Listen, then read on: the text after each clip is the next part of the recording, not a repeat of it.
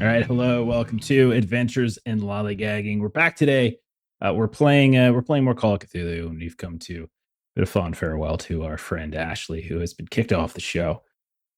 She has expressed some displeasure with how her character was treated in the last couple eps, and so we just cut her.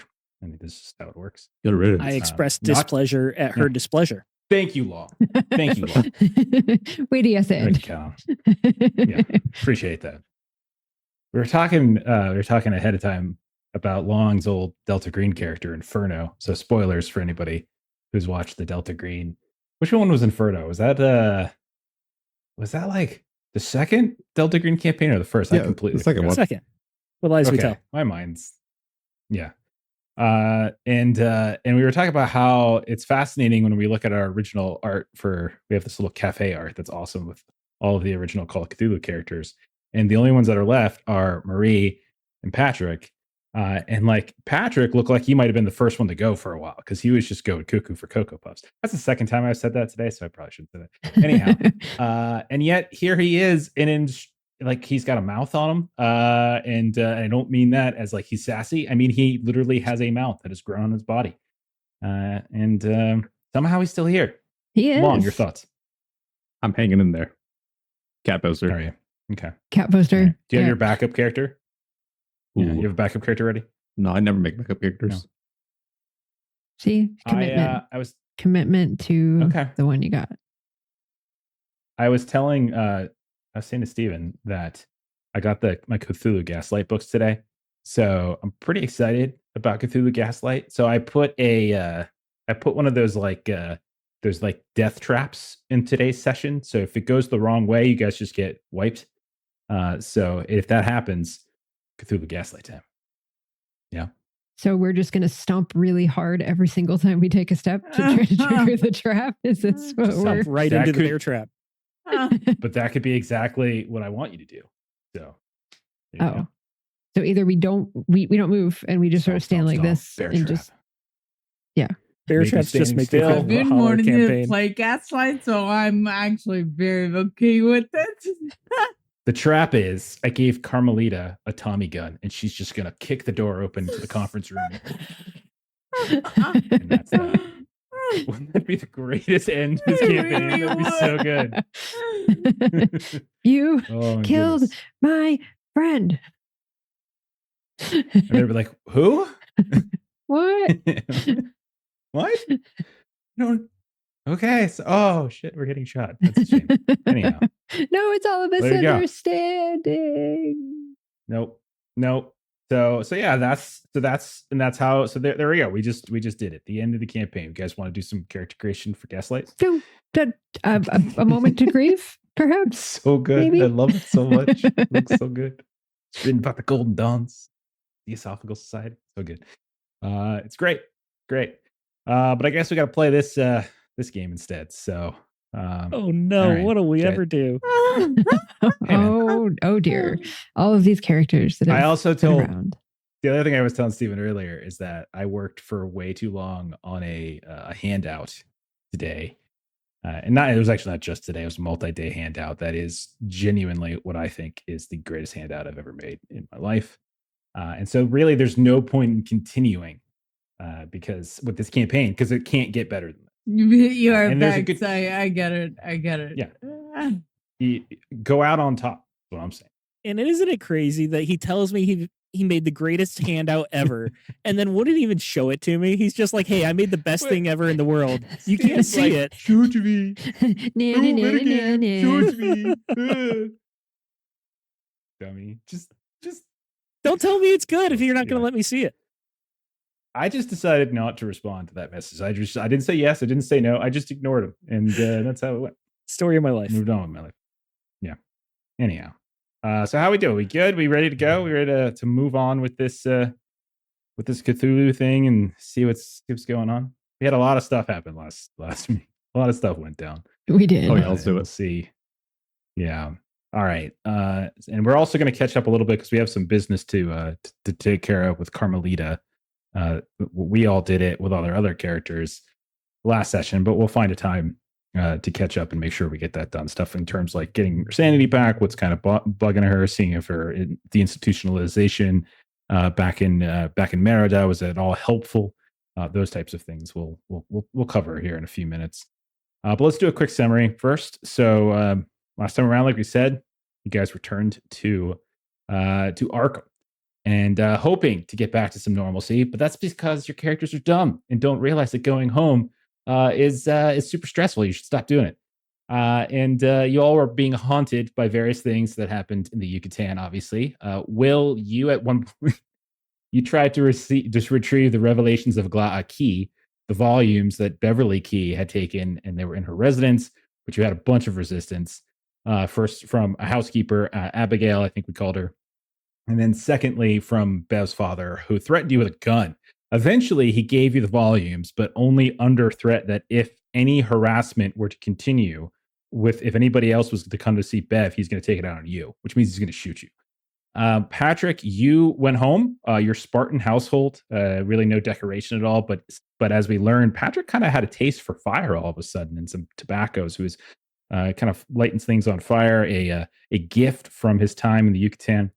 And then while we were with Patrick, someone slipped an engagement announcement for his former fiance, Anna, into an evening paper delivery. It wasn't in the evening paper. It was another piece of paper within the paper itself. Like it was like the wrong newspaper.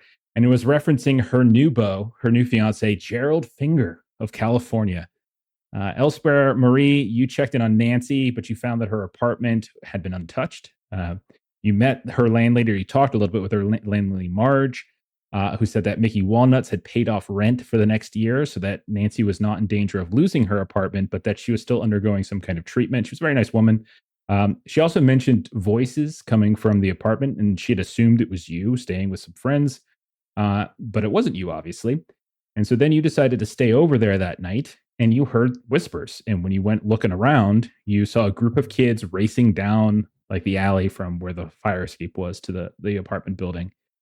Patrick and Marie, both of you eventually sought treatment from Dr. Mulig, who had established a special care facility for primarily for nectar addicts, because nectar had grown a bit in your absence. And turns out it was on the grounds of the Winston Mansion that Janet had abandoned for quite some time for fear, because people were kind of coming by her house. And she's been living in the Hotel Miskatonic for a while now. Marie, you eventually went and visited your friend Nancy. You were able to talk with her. Seems like she was doing a little bit better. Let's see, other things. Charles Key, we saw a little scene of Charles Key going and retrieving Bev from Merida. It was kind of awkward. Some weird haunting images.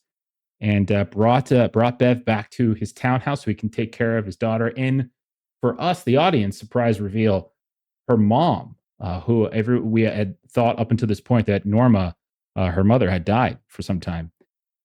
But apparently she is still alive. So Charles was trying to make sure that you all were no longer connected to her. Didn't want to be connected to your group or to Janet Winston Rogers. At one point, Bev did go visit the Orrin Library on Miskatonic University's campus, spoke briefly with Cyrus Lanfear. Frank got some correspondence from Tirapat, from T, your one-time driver and translator in Bangkok, who said that the death fights had been continuing. They never stopped, and they've been even getting worse in some cases, although they are a little bit harder to control. But he did also give some good news to Ankana that he was in touch with her family, and if anything got too bad, he would be able to evacuate them to a safer spot. At one point, Patrick and Will went for haircuts because Long wanted to up his barber skill to 90 and get some sanity back, which is a clutch play. And while there, you noticed a newspaper headline that Evelyn McAvoy, who is a starlet that you had met during your time in Los Angeles, and Massimo Occone was the head of the Occone family, a mafia family in LA, had been killed in what is being categorized as a gangland car bombing in Los Angeles. And the phrase or the word nectar was for the first time mentioned in a newspaper article as being a new narcotic spreading throughout the city. Peter, your business partner, also got a invitation to an engagement party for your ex-fiance Anna and Gerald, her new fiance. But the party was strangely for 11 p.m. At the Carter Mansion, which was particularly odd considering it's Randolph Carter's mansion that has been in ruins for over a decade. And then after a summons by Janet, all of you eventually came to Hotel Miskatonic. She wanted to speak with the three of you first. And so she brought you into the conference room and you started reviewing some material, one of which was an internal business communication from Winston Pharmaceuticals' European director, who noted that a new drug had begun to proliferate across Mediterranean port cities and had been being distributed perhaps by these large ships that were bribing their way past standard inspections, and most of them had a common port of call, Valletta. And so there's a lot of stuff going on. There's even stuff I didn't mention as we're getting pretty far into the game. So much stuff. So we're gonna pick up in that moment. We are in this conference room. We are in Hotel Miskatonic. Carmelita, you are out in the hall with Elena and some others who have been called to a meeting. But prior to this meeting, it looks like Janet wanted a word with those who have been kind of in the investigation for a while. She doesn't actually know you, so she hasn't called you in just yet. So we'll get to Carmelita in a minute. So we see this familiar conference room. We see Janet on one side. She was seated when you first came in, and we see the rest of you. And there are these stacks of papers, these clips of newspaper clippings here and there. And in addition to the Evelyn McAvoy car bombing, there are other things that you can see as well. There are stories from Los Angeles. There are stories from here in Arkham. And there are more stories coming from various European cities, mostly France, as it seems, is that's the Winston Pharmaceuticals European headquarters is in Marseille. And all of them seem to talk about this like growing insidious narcotic. And it's not opium. It's not cocaine. It's not any of these other drugs that we as players would be familiar with. It's something that seems to be confusing law enforcement, confusing doctors, and it's popping up. And so you're just kind of going through this big list. And eventually, as you're like flipping through these materials, she says, okay, here we go. I'm going to try to get her voice back. And she says, now, I don't know about you, but I look at these stories, these correspondence here, and I come to one conclusion. We are losing. Whatever evils my father worked to dispel in 1924 have been allowed to fester. He might have struck some blows here and there against our enemies in Los Angeles or down in Mexico City or off in Bangkok. But they seem to care less and less about just one loss or one tiny blow than we do.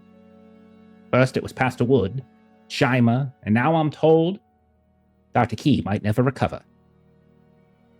Truth of the matter is, this nectar business is spreading. I'm no chemist, but I know the business. Treating the symptoms is only going to take us so far. We need to strike at the root cause of the matter, and I need to know if the three of you are still up for this. Because if you're not, if you don't want to see this through, well, there's no shame in walking away. After all, the very act of seeing this through might mean you aren't able to walk away. My father wasn't. At least, the one that walked away from that scene in California was not the man I knew him to be. Now, in your absence, your time in Merida, I have extended my circle of consultants, those who I have grown to trust to inform and enact some sort of change. Mr. Walnuts tells me that I must limit how far I extend this circle. If I extend it too far, that endangers secrecy, endangers security, and those are two things that we need quite a bit of right now. It's very clear to me that we need to change the strategy. So I want to hear from all of you. Are you ready for this? Can you push forward? Can you wipe that silly grin off your face, Mr. Sawyer? Get down to business. We've been trying to get down to business, and we are clearly failing.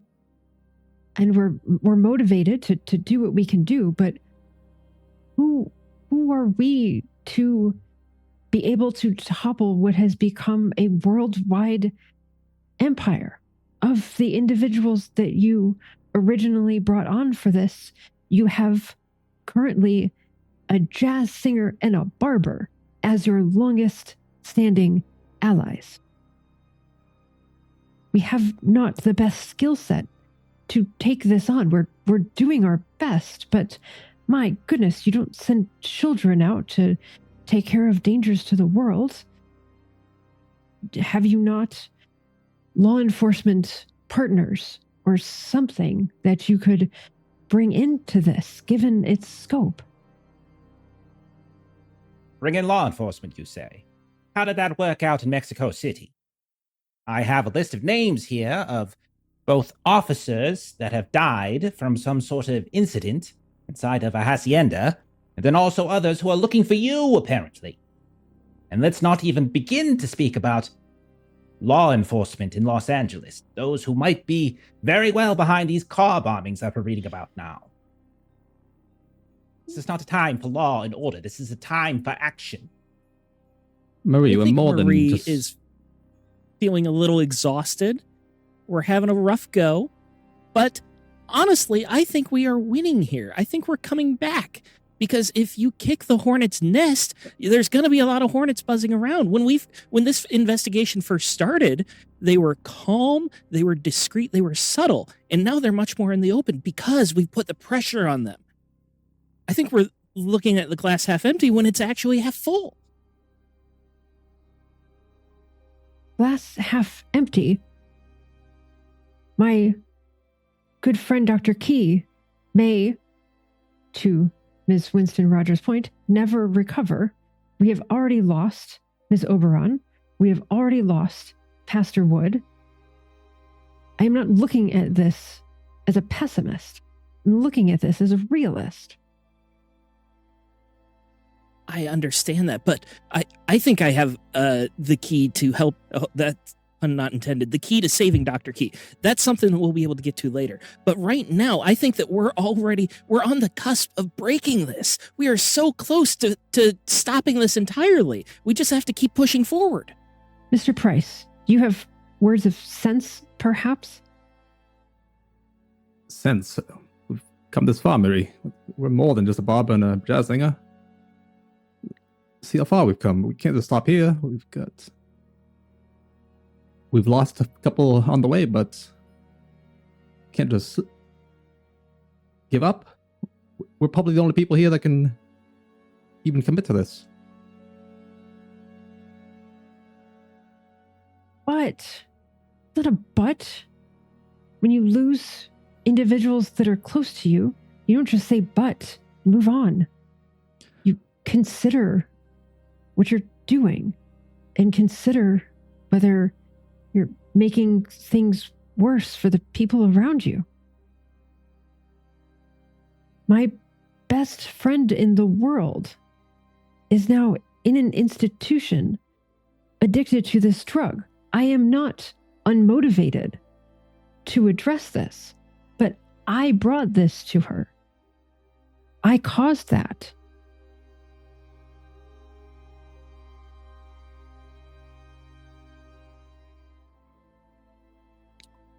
Well, Marie, What are you saying then?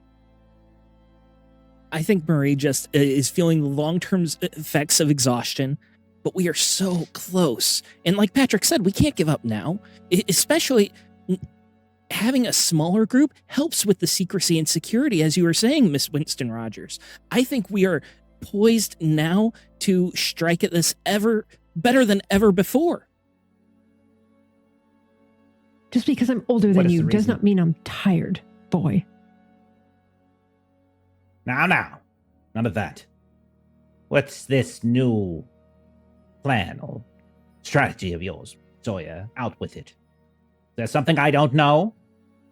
There is, we've got information that all of the ships are heading to or coming from Malta. They always stop in Malta. That is the hub. That is the spine of this whole network. And if we break its back, that'll be the end.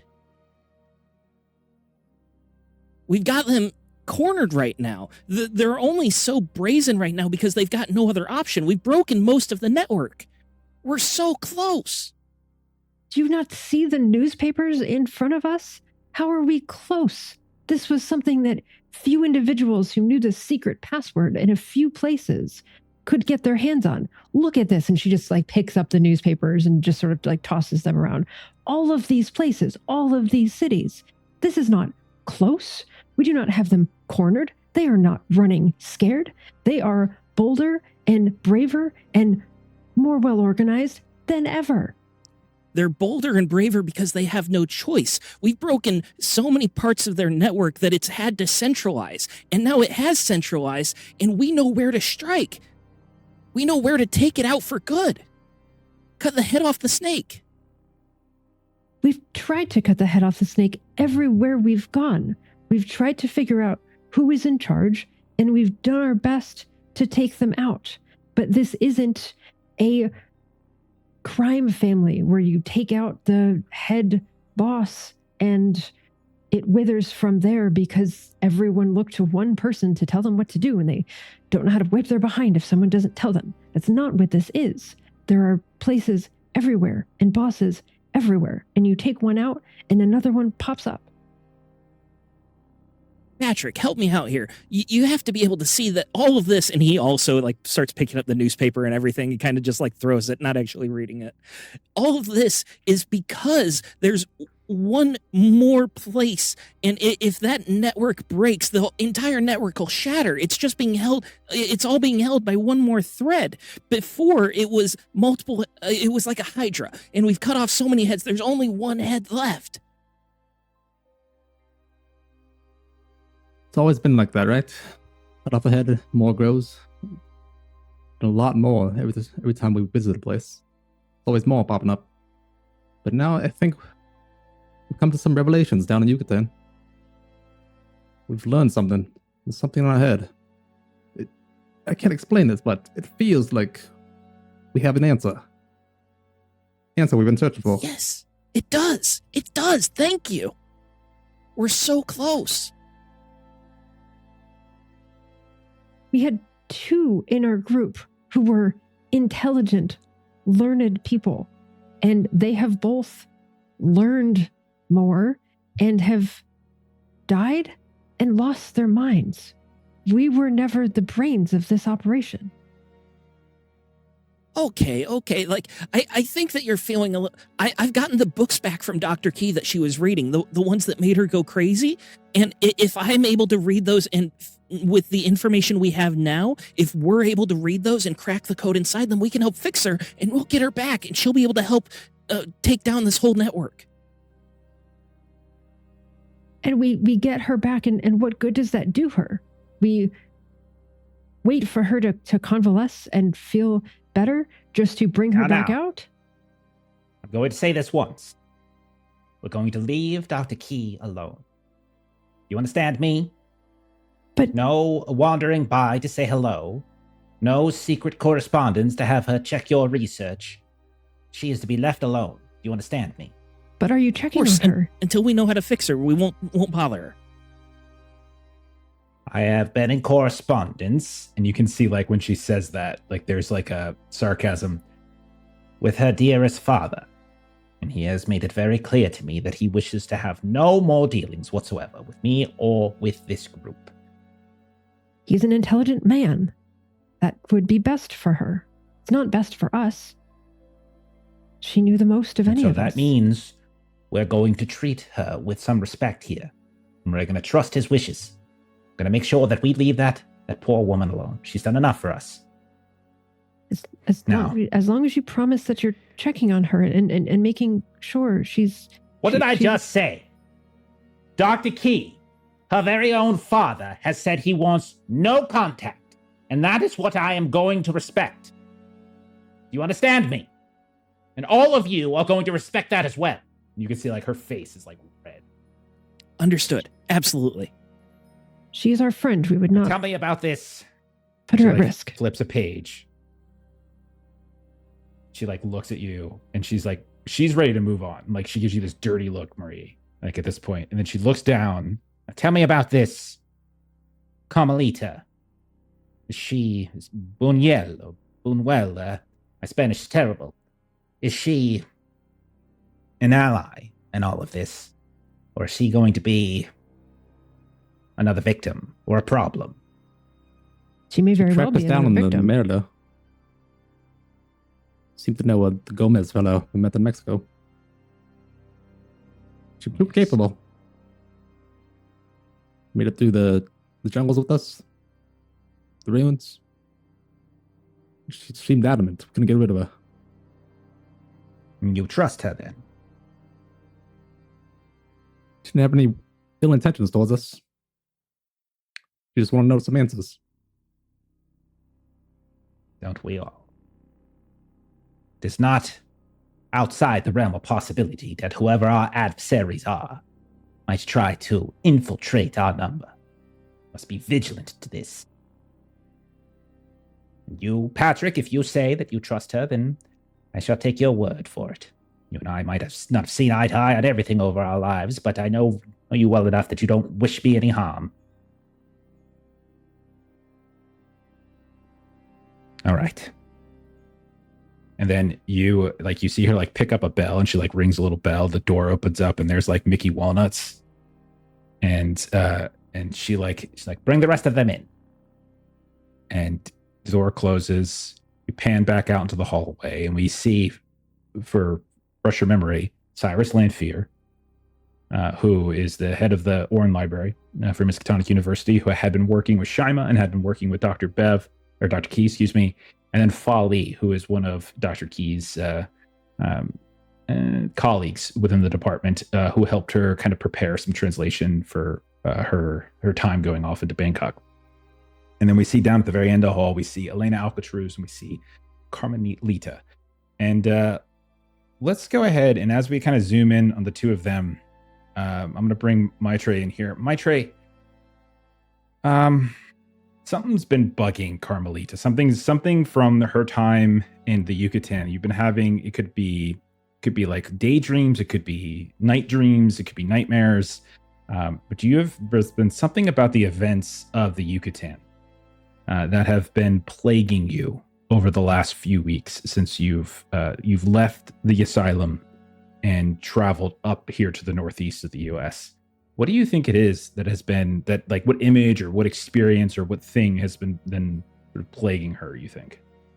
So, with Carmelita, one of the things that happened with, I want to say the god because, the thing that styled itself a god, Golgoth, one of the things that was shown was sort of this formatively worst thing that they ever did. And for Carmelita, it was essentially leaving Gomez to die on a case they were working on together. What it didn't show was what happened in the weeks right after, which was that he went to ground and she had no idea if he was alive or dead. So she spent weeks thinking that he was dead because of her.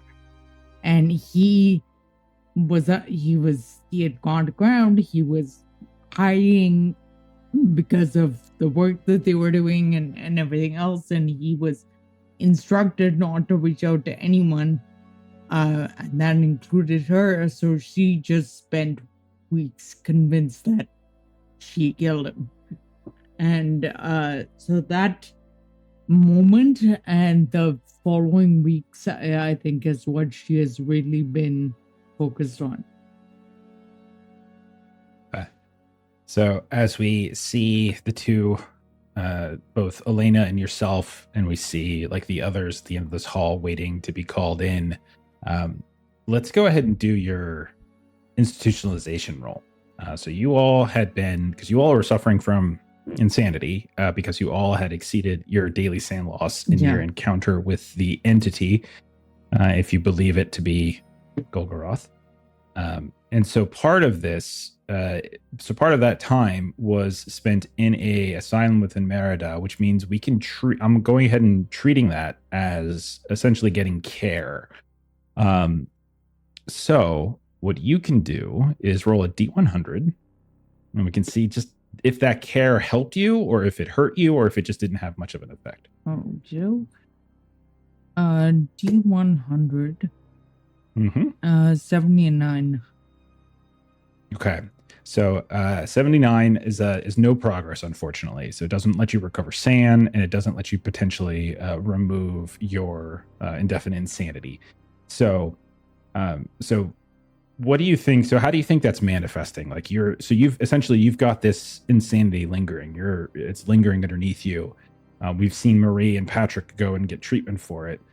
What do you think you have been doing since you've arrived at Arkham to try to kind of like process everything that went down in Merida, and then also deal with like the haunting memories of both the experience and that resurfaced memory that entity has like forced you to relive over and over again? What do you think you've been doing these weeks to sort of try to deal with this? Two things. One, she's trying to get caught up on everything they have found out so far. So any notes, any interviews they've conducted, like anything that has been collected for the case so far. She's spending a fair bit of time on that, almost obsessively.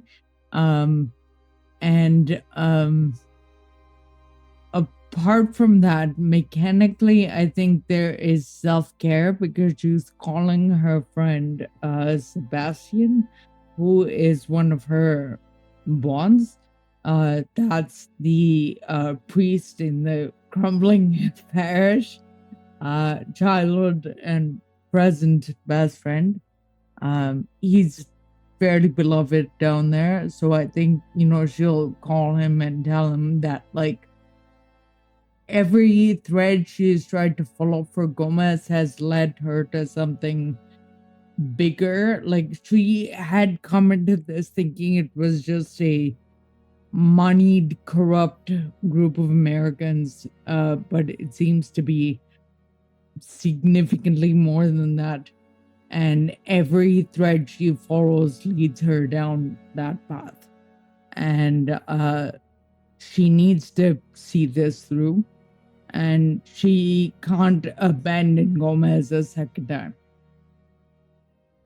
And so I don't know how self-care works, but she does have a fairly candid conversation with Sebastian. Yeah. Like we can certainly get to we'll get to that before the end of our time in Arkham, don't worry. So you'll have a shot at that. I think he would raise a question though, again, this is all kind of happening as flashback, right? As we see Walnuts coming down the hallway, collecting people, telling them to go into the conference room, and he's approaching Carmelita. We're like in Carmelita's mind, seeing some of these things. And like as you're conversing, like because you have a phone probably, and you probably have an apartment that one of the ones that are in Winston Rogers' building, her the tenement house building that Will stays in and that Ankana and Ravi stay in.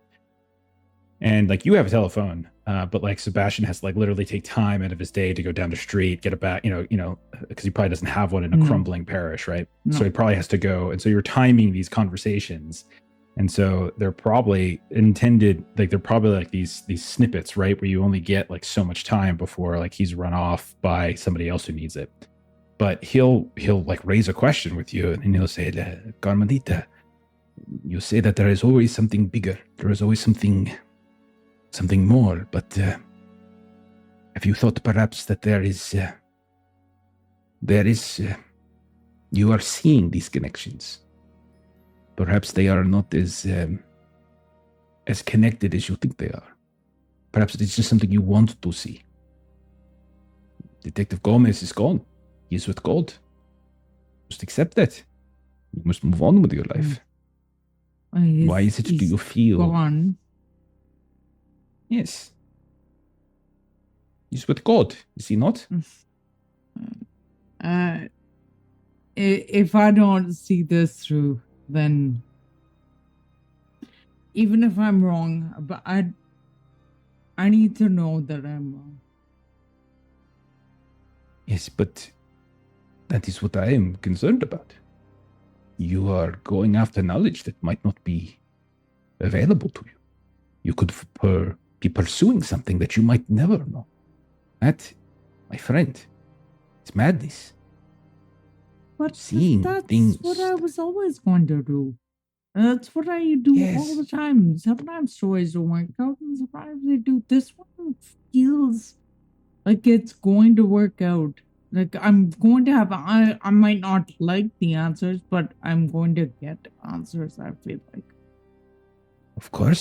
Some of your cases, of course, your stories, they do not have a smoking gun, so to speak, at the end. But none of your cases have put you in contact with this group of rich white Americans, and none of them have taken you to, where did you say you were again? In America, in this small Yes. town in Massachusetts. You are in Massachusetts. I know it's Think about that. very gray, and you would hate it here. No, I would love any you, place that you is would under hate God's. it here. Oh, I'm fairly certain you would. well, you know me very well, but I know you very well, too. And I know that you can sometimes get very stubborn, and you see a path forward, and you think there is something, there's a clue right beyond, and sometimes there is not. But Seb, must if I trust. don't do it, then who will? Can't let it all be for nothing. It can't be for nothing. Carmelita, my friend, people die every day. It is God's plan. It is God's will. And Who are we isn't to better to question it? die in service of something that I don't need to explain to you the value of living a good life. You Are you taught living me a good that. life by sacrificing your friends, your family, your job to go traipsing off to a forever gray place in Massachusetts? Oh, great.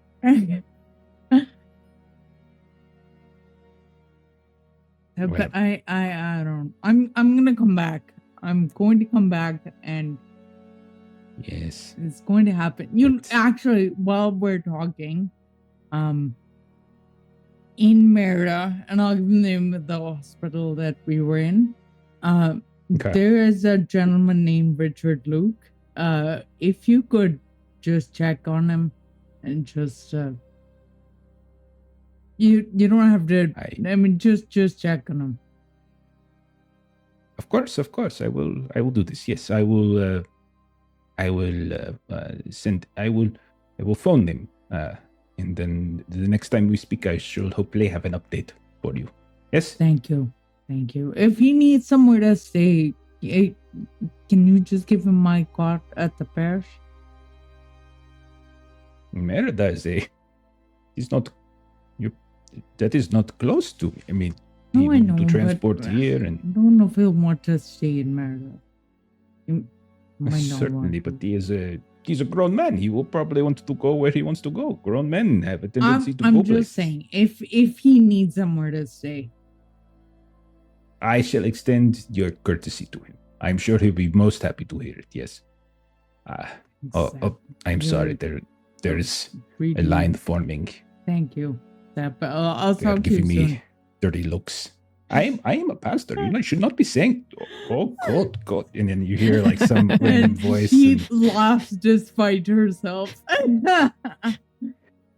and then like we fade out of that scene, and maybe we see a little wry smile, and then like standing over top of you, like and looking down, is Mickey Walnuts, and he said, and he's like, trying to remember how I do his voice, like, so you don't mind Miss Winston Rogers, she would like to see you. Oh, yeah. You look around and you realize absolutely. you're the last one. Everyone else has already got up and moved towards the door, and you can see they're filing in. You're just kind of sitting here. Sorry, I got lost in thought. Sorry. Hey, no problem. That's understandable. No problem. All right, a lot of stuff going on here.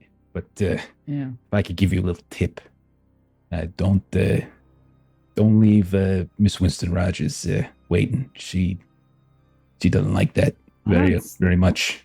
very good tip. Thank you. So he leads you down the hall, and we go into this conference room, and you see everybody. So all 4 of you are there. We can see Cyrus Landfear is there. We can see that there is, like, again, Fali is there. We see Elena Alcatruz is there. And you kind of come in hearing a conversation started between, like, Elena and Janet, like, asking about, like, Pastor Wood's family, like what has become of her. If everybody remembers, Elena and Pastor Wood were related, basically. They were he was her uncle, effectively, right? So there's a little bit of that conversation coming in. But eventually, after, like, a series of, like, introductions happen, conversation sort of comes back to where it was before she opened the door and allowed these other people into the circle. And so she looks back out again at all of you. And she says, I'm not the type of woman who enjoys losing. I'm quite tired of it. Now, what is it that we can do to make sure we're winning next time I speak with you? Thoughts? Well, I, for one, if this is something that we're going to continue to do, and we should do it, I'm motivated to do that.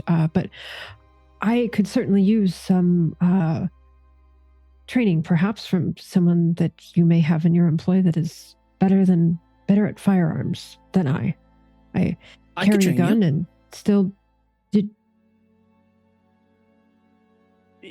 Maybe someone could help both of us. Yes, that would. I'm pretty good with the pistol. We do need to spend some time in this, and guns are not the answer to everything. But when we are better armed and better skilled, this will help us. It's a small thing, but getting us better in these skills will be useful. Yes, Mr. Sawyer, yes. It's all about breath control and your stance. I'll teach you everything I know. You have changed, Mr. Sawyer. I'm not quite sure whether that's a good thing or a bad thing. But I'm just excited and ready to go. I don't understand why. And Marie looks like she's about to get back to this, and so she has to, take a deep breath, and she had kind of maybe gone around the room a bit from kind of where this conversation had been earlier, and she does sort of finish her movement toward Carmelita, and she does want to kind of give Carmelita a warm welcome. Which Carmelita returns gratefully and waves to Will.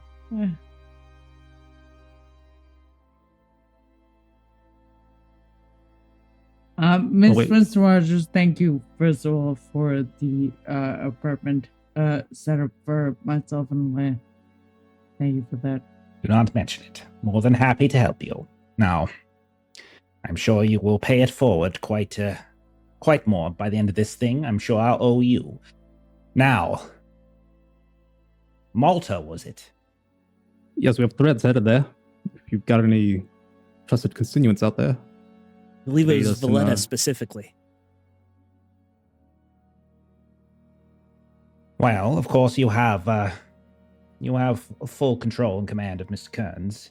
He is tending to a small matter right now, unconnected to this business here. But I'm sure Mr. Kearns will be more than happy to take you there. I will inform him, and he will begin making preparations. Assuming you're going to be leaving quickly. Yes, fairly so. I do believe we need a little bit of time to do a little bit more research, and I have to train Marie, but then we'll be ready to go. I see. Of course. And you hear Cyrus Lanfear speak up, and he says, research? What sort of research are you doing, sir? Oh, I've got a few books that I still need to read. Ah, very interesting. What is on your reading list currently, Mr. Sawyer, was it? Miss Rogers, are we allowed to discuss these details? Mr. Sawyer, he wouldn't be in the room if he was not allowed to hear whatever it is that you have to say. Now, out with it, boy. Okay. So I've got this 12-volume set called The Revelations of Glaaki, and this is the one that Dr. Key, she read, and it kind of like broke something in her head. But when we read it together, and I reach out to both Marie and Patrick, we're going to be able to find the key to put her back together. So that's an important one. But I've also got another one. It's called. Excuse me, Mr. Sawyer. I beg your pardon. Did you say 12 volume? Yeah, 12 volumes. And I stepped on this spike trap. Are you sure that you counted correctly, or perhaps 2 volumes were split in some manner? Oh, yeah, I almost put them up for auction a few months ago. You know that that tome, those volumes, well, and rumor has it amongst the industry that I work in that 9 volumes, not 12. This one has 12. And you're saying supposedly it's pretty rare. I was hoping it might be worth a lot. I heard stories that it had surfaced in 1925, I think, but I have not seen it myself. We tried to track it down at the library. My predecessor, Dr. Armitage, tried to. Now, you're saying Dr. Key read these volumes and something happened to her? Yeah, it was kind of a combination of things, but I think that's what started the ball rolling.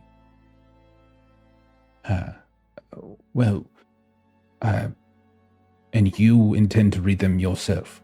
Us together, yes. And I again pat Marie and Patrick. Where did you get your degrees, sir?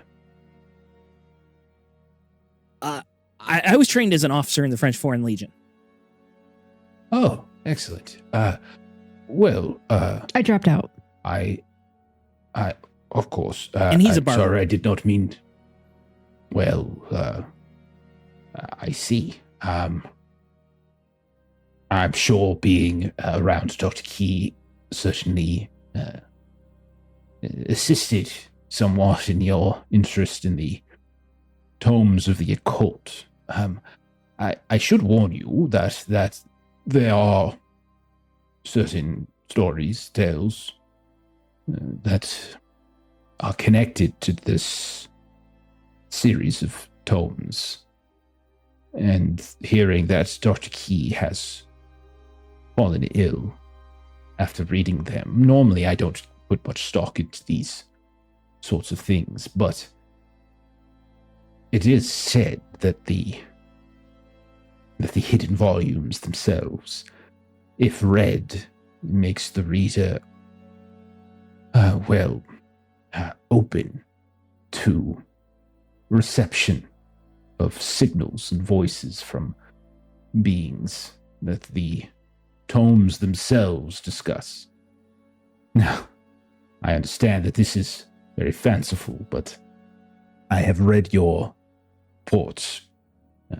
Winston Rogers has provided them to both myself and Dr. Lee here, and I would say perhaps it's not a good plan to have all 3 of you read the volumes.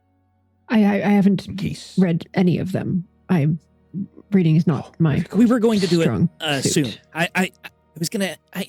It's why I wanted to invite you to lunch to talk about the plan. We didn't get there yet, but we're going to. She'll agree. Don't worry. I would just say, as your academic advisor of things of an occult and scholarly nature, perhaps putting certain guardrails, partitions up between might be a worthwhile precaution to take, considering what has befallen Dr. Key in the wake of her experience with this particular text. Yes, I don't disagree. I do believe, to Mr. Sawyer's point, that there were a combination of events that led to what happened with Dr. Key. If you've read the reports, perhaps you've read about what we experienced in the Yucatan. And one can imagine that those experiences, in addition to the reading of the books, is really what put Dr. Key over the edge. So maybe just reading the books may not be quite as terrible. And Mr. Sawyer, I am not a scholar, but I am well versed in research techniques and that kind of thing.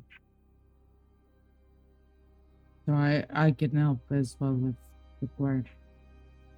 I mean, I kind of figured it'd be the three of us since, we've known Dr. Key the longest, but sure, you can read a volume.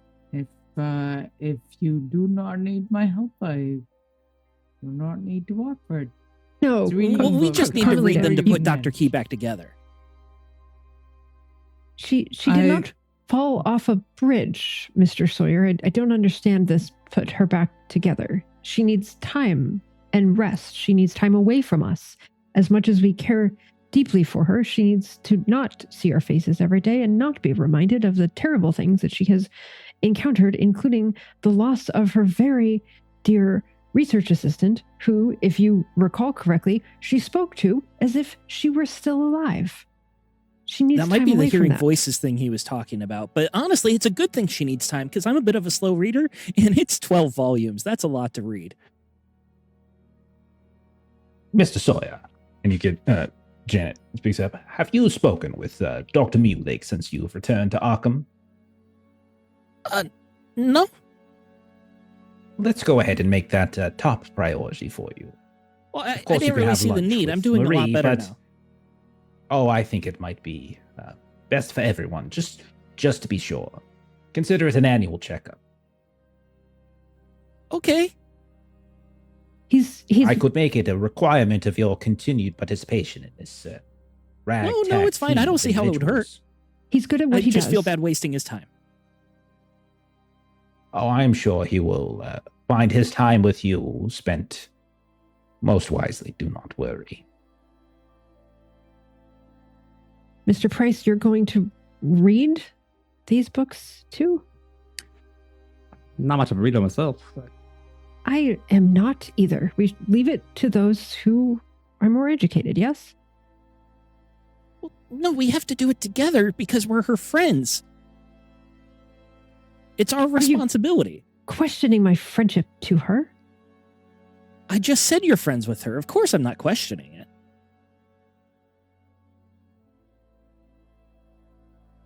Is there Well- something about the books that you know that I don't? Have you been... Well, no, that's why we have to read them. I'm convinced that this is the key.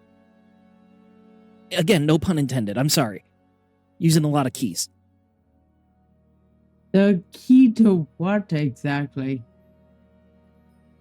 Fixing Dr. Key. It Perhaps- has been made very clear that we are not to engage with Dr. Key. And we won't. So how is this going to be the key to anything?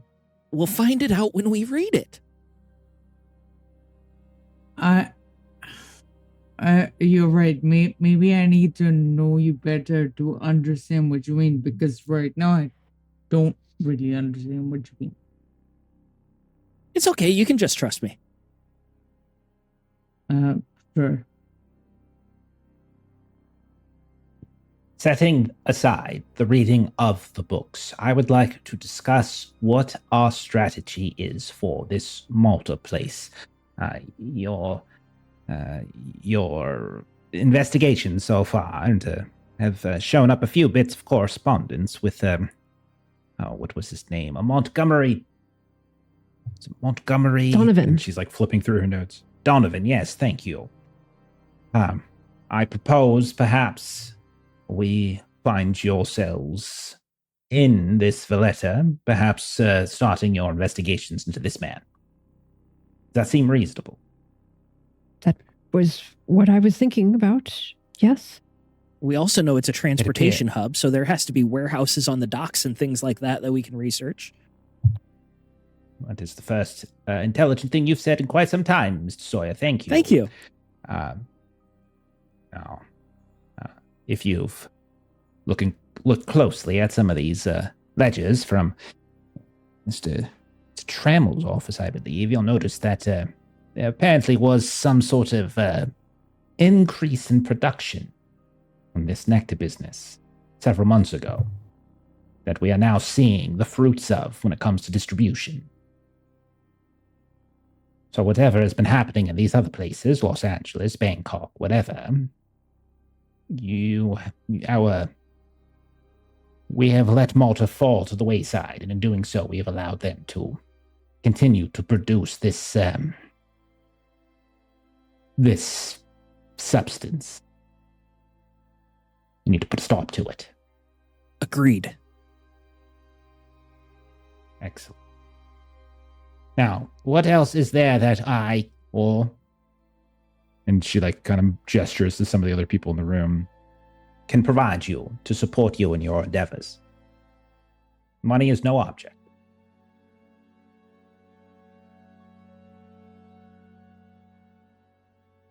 Well, I suppose a research assistant could be useful. What was your name? And I gesture back to the man behind us. Dr. Cyrus Lenfear. Yes. Dr. Lenfear. Yeah, he talks super slow, but I'm sure he reads a lot faster, and I could use some assistance reading. Carmelita, you said you'd be willing to, if Patrick and Marie don't want to. Absolutely. Yep. And she opens up her notepad. She's like, Dr. Lenfear, Dr. Key's colleague and Miss Oberon's mentor, advisor? Yes, she had recently asked me to become her thesis advisor. She was going into the same field, library science. Right. Oh, good. You could be my advisor. Pleasure to meet you, sir. And he keeps wincing every time Will talks, but then he turns back and he smiles. It's a pleasure to meet you as well, Miss Boonwell. You said you have some expertise in research. I am more than willing to provide the full breadth of your own library at your disposal. That would be very helpful. Thank you. I am trained 24 as a hours a journalist. day. I will be very careful with the knowledge that is provided. I know how to respect it. I'm pleased to hear that. And he kind of looks back to Will. And you can tell he's not pleased to hear that Will. And what of you, Patrick? What are your plans? Is there any assistance we can provide? Just like any other place, we're going into somewhere new. I know nothing of Malta, the region.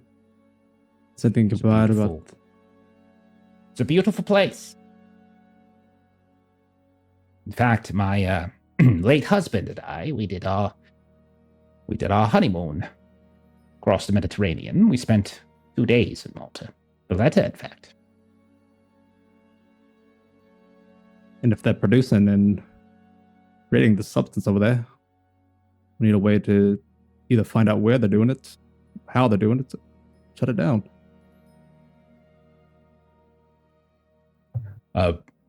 If I might make a recommendation, you can see Cyrus speaks up.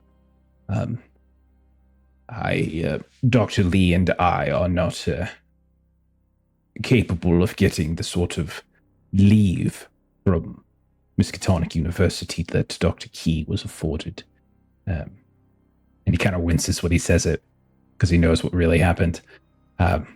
However, we do have colleagues across Europe that we could make a recommendation to, should you have need of further scholarly research while there. I could give you a list of names, and I can assure you, Miss Winston Rogers, that these are all individuals who are of the highest order, trustworthy. That could prove useful. Yes, we will get right on that, of course. Mr. Price Deceiving. has the right of it. Whenever we go somewhere, we just found out in the Yucatan that when we relied on someone who locally was quite well respected, he led us right where we needed to go, but unfortunately tried to kill us along the way. So when we try to rely on locals, sometimes they're lovely human beings like T, and they're very helpful to us. Other times, not so much. So any local connections that are already vetted could be useful. To be fair, the one who tried to kill me, we already knew he wasn't a nice guy ahead of time. And Marie just takes like the biggest breath and just sort of like looks back to Janet and like. It is, Mr. Sawyer, it is true. In my reports here, it does say that you had initially contracted Patrick and Will here, one Richard Luke. And it was only after some speculation on your part, Miss Wynne, that a second guide, the very guide that nearly killed you all. Me mostly. Yes. A pity he was not able to. Why? Now is not the time for such gallows humor. Well, Dr. Landfield will provide us with a list of trustworthy names. I'll make sure to vet them. Mr. Walnuts and I have been working with other individuals to help us with, well, let us just call them background checks. If a name comes across our desk, we can perhaps look into their, well, known associates. However, Europe is a very long way away, and our reach is not as good as it is locally. That will not do you any good now, will it? Huh. Now, is there anything else that we should discuss? Those car bombings. Is there any noise on that? Any idea? Well, from what I have been able to glean from my contacts in Los Angeles, is that there have been now 3 these sorts of vile things, all of which have targeted at least one member of a Los Angeles crime family. There have been other victims involved, but each time, at least one of the persons in the vehicle was, well, either the Akone family or in some sort of rival group. What it seems, someone has continued the work of Mr. Trammell.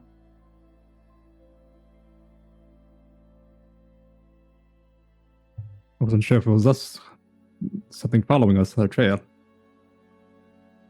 No, Patrick, I don't think Miss McAvoy's Miss McAvoy's death is on your hands. Besides, I was told that it was Miss Clarendon that you seem to have a shine to. She kind of looks, and everyone just sort of like turns and looks at Patrick as she says that. And she seems to be quite healthy. It's good to hear. Patrick, I didn't None of hear the about this.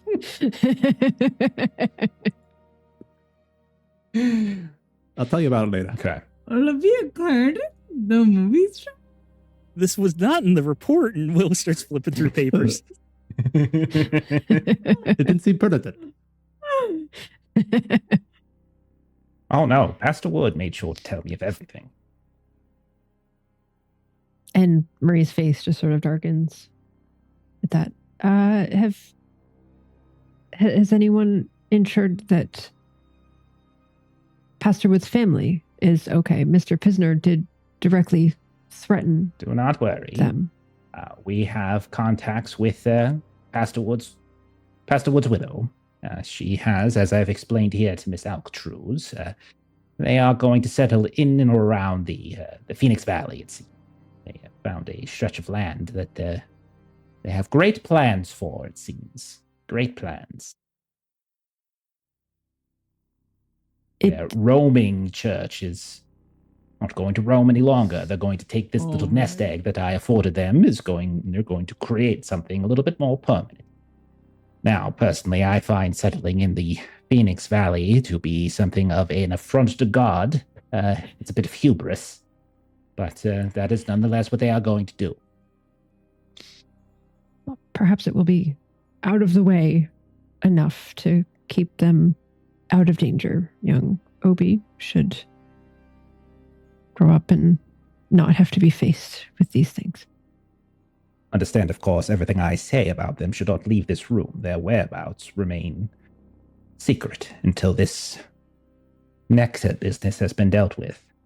And this Pisner fellow, apparently he wants revenge on Pastor Wood's family. Pastor Wood, from what everyone has said. Wait, actually, I don't know. Would Pastor Wood, so Steven, would Pastor Wood have mentioned murdering Mo Pisner? Do you think he would have mentioned that? Or the fact Pastor that he Wood- unalived him in one way or another. No, he murdered him. Pastor Wood did write a detailed letter to his brother explaining everything he knew about Pisner, so he would probably mention that Mo was killed by Woods in self-defense. Okay. I was just wondering. Yeah. Okay. All right. Anyhow, so she won't say that then. All right. So, is there anything else that you guys want to hash out here? Do you want to hash out any kind of evidence? Do you have any other things you want to talk about? Miss Winston Rogers, I do have one more thing. I'm sorry. I know it's one more thing, but I do have one more, and I think it's quite important. We began this whole conference with you very wisely and intelligently. I know people have been throwing around intelligent a lot. I'm sorry. I'm getting off track. Very intelligently, you said that we should consider expanding the network, but we have to worry about secrecy and security. And I have to tell you that it's in the report here. This Rick Luke fellow, he would be perfect for your network. If you ever need him for a job, this is your man. He's smart, he's capable, he's intelligent, and he's experienced some things, so he would understand. I think it would do wonders for your organization if you brought him in. He would be a second Frank Kearns for you. Roll a test and take a penalty die because you're acting like a crazy person. I'm not So crazy. yes, you can roll charm, persuade, something like that. Whatever. it is you Okay, I wish fast talk worked here, but I am being honest, so I would go persuade. Okay. You got a penalty die because you're absolutely talking like a crazy person.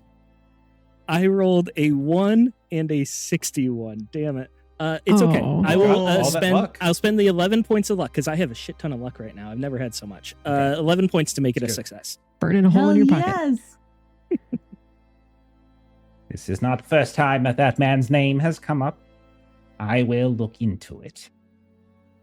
I will say he will be off-putting to you initially, but he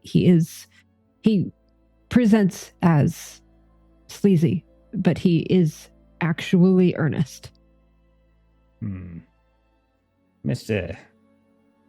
Kearns here said that one of you referred to him as a will, but better. So perhaps that means that we could find a replacement for Mr. Sawyer. Who was it that wrote that? And I start trying to look at the notes. Well, look at the time. I'm quite busy. Miss after Winston all. Rogers, I did have a small.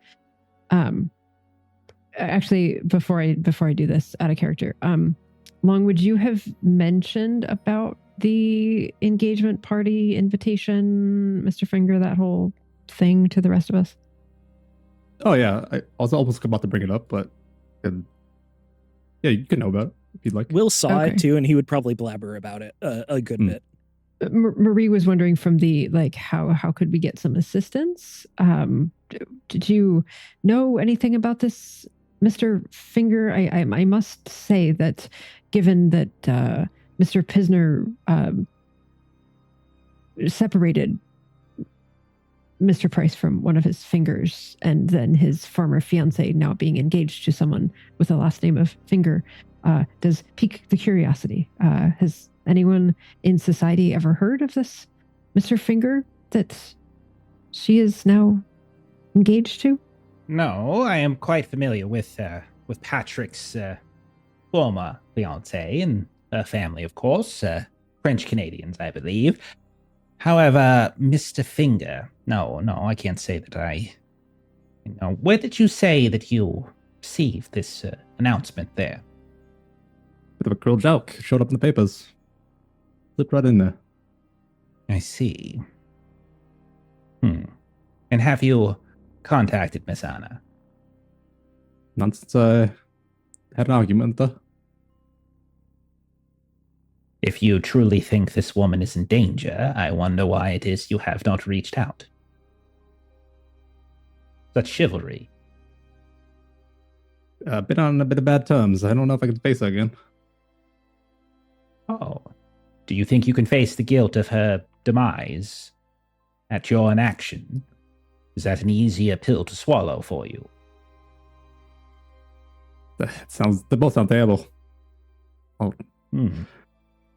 If you would like, I could have Mr. Walnuts send some of his men, see if they can track down Miss Anna, if you'd like. I think that'd be good. I don't know if she wanted to see me. Well, you got an invite to the engagement party. Why don't we just go? I hate to say it, but my thoughts were the same as young Mr. Sawyer's, that there is a date and time that someone would be somewhere. What better way we can to get along, Murray? Perhaps you meet with Mr. Mulek first, Dr. Mulek first, and then Don't worry, Patrick. We'll see if your ex-girlfriend is truly engaged and whether or not her new beau is better than you or not. We'll find out for you. Is there anything else? Mr. Price has thoughts and keeps them to himself. It's a great face. God damn. I love the animosity. It's so much fun. We just got our thumbs. It's so much easier to do in the voice too. Like it's just so much easier to It be is such a a perfect frickin' voice for asshole. that It's so scathing. good, but so It's great. so I love it. scathing. I feel Alright. like I've never gotten So- along better with her. You were That's quite probably true. deluded at a Yeah. few things at No. the moment. She doesn't particularly care for him because we know Will's backstory. He stole from. He's basically got the Batman backstory from Batman Begins. It's essentially what it is. You're just stealing from him. Except he's not part of the family. I'm Okay. Batman. No, you're not. Anything else you guys wanted to do in this conversation? I'm more than happy to move this scene on, unless there's something you wanted to do. Nothing I'm okay. for me. Okay. All right. So we'll say everyone puts their hand in, says "Whoa, team," and you all break the scene, and you go about your business. So let's figure out what that business is. Does anyone know something that they're doing? There's a lot of weird little loose ends, research, training. You guys have thrown a couple things out. So is there somebody you want to start somewhere? I have like 8 Anyone have things, but something I pressing? compare some of them down. Okay. Well, give me one. What's one thing that you wanted to do? Let's go ahead and get Dr. Mulek out of the way. Okay. All right. So we go to Dr. Mulek. So we go to Dr. Mulek's place, and remember, it's the Winston Manor, converted, and we see the same beautiful sprawling estate, grass, trees, pond, people spread around. We can see some folks that are being led around by, but these large orderlies, and eventually you are led into a room that is progressively more organized, because the first time we saw it, like, he hadn't quite put everything away. The second time, more stuff was put away. And the third time now we see with Will, it's a little bit later in the month of September, and he seems to be getting more and more settled, as this place only opened very recently. And he looks at you, and he sits across from you. He's got his salt and pepper hair. He's got his big glasses, big mustache, and he folds his hands across his crossed legs. He's got a pad ready to talk, and he looks at you and he says, "Okay, now I got to get into the German accent. The Lucian Dürer. That's what I do now. Lucian.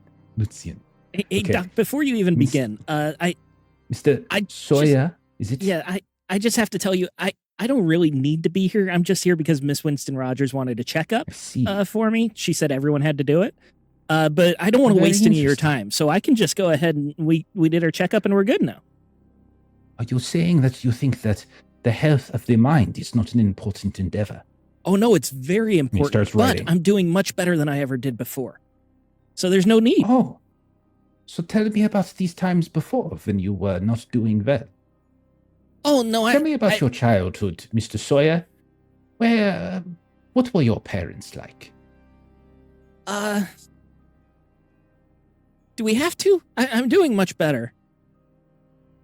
As you said, you apparently have nothing about the current time to talk about, so perhaps we should talk about these underlying issues that go back to your But there are no childhood that underlying seems to- issues. That's what I'm saying.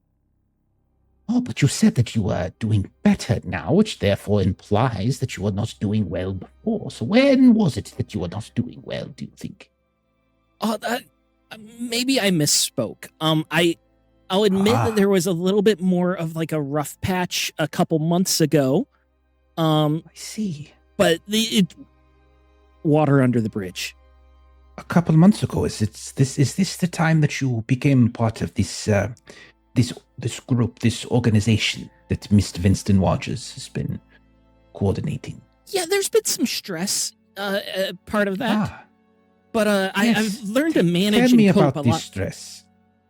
Oh, you have. That is very good. That's very good that you have learned. I would be very curious to hear about these stress management techniques. that you- Oh, I'd love to talk about that. Yes. The key is to just stay positive. And if you look at if you think about how things are going to be better all the time, the stress just washes away. But sometimes things are not going to be better. And sometimes things are sad, and sometimes things are bad. Are you Maybe for a denying moment, your but if you go truth? long enough term, it always gets better.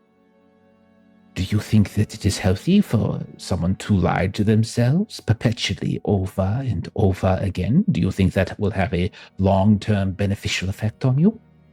It's not a lie, though. It's the truth. Is it, though? I'm very Luck curious. always has to turn. Your luck always has to turn. Delusion. Does it now? What do you Why mean is delusion? that? Oh, I merely am just writing down thought, a stray thought. About a What different else are you person. writing? Oh, I'm just documenting our conversation Okay. in case I want to refer back to it later. I mean, you won't need to because this is just a single, like, one-off checkup. Is it? No, I was told by Miss Winston Rogers that you and I were going to meet every other day until you depart. That's a big time commitment, and I've got a lot of things I need to do. I was told this would be a... An hour every other day is fine before you go off trampsing around the world. Maybe I could manage, like, once a Truly. week. Is there a cost in time or in money that you can place on mental health? No, of course not. Yes. I'm not- Now, what is it that you think is truly bothering you? Why are you in such denial?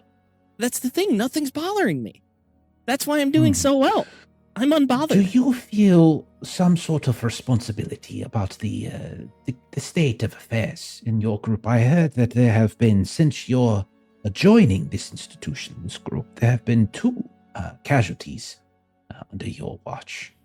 And that, Well- hang on one moment. Mr. Kearns said to me that you were specifically hired into the team to watch out for people, and in the time that you have been on that team, 2 have now suffered. Do you feel responsibility at this, Mr. Sawyer? I mean,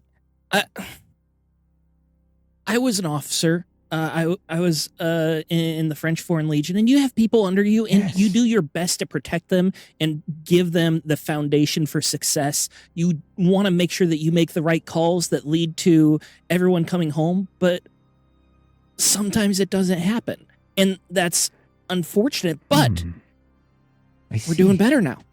We're in the home stretch. And are you still in the French Foreign Legion, Mr. Sawyer?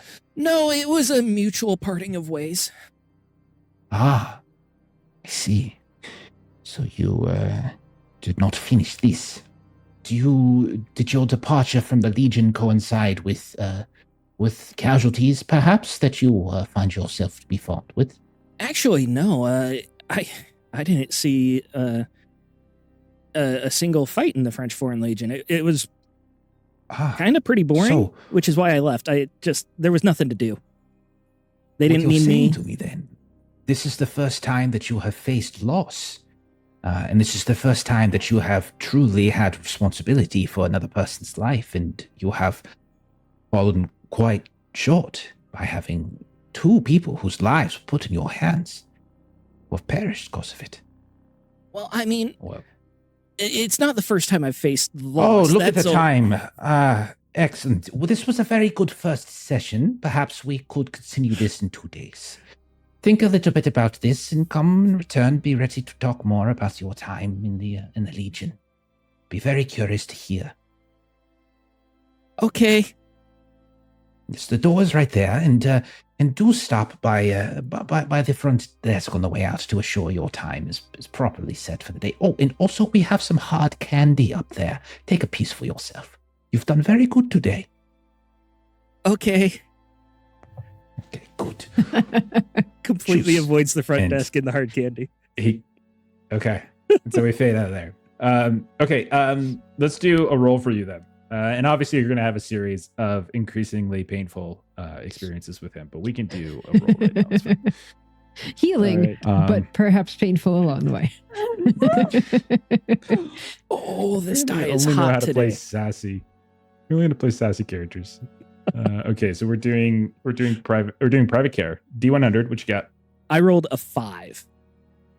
Okay, that's a 1d3 sand. So go ahead and roll it. All right. Do that one. Regain in that amount. there because I don't have a D3. Mm-hmm.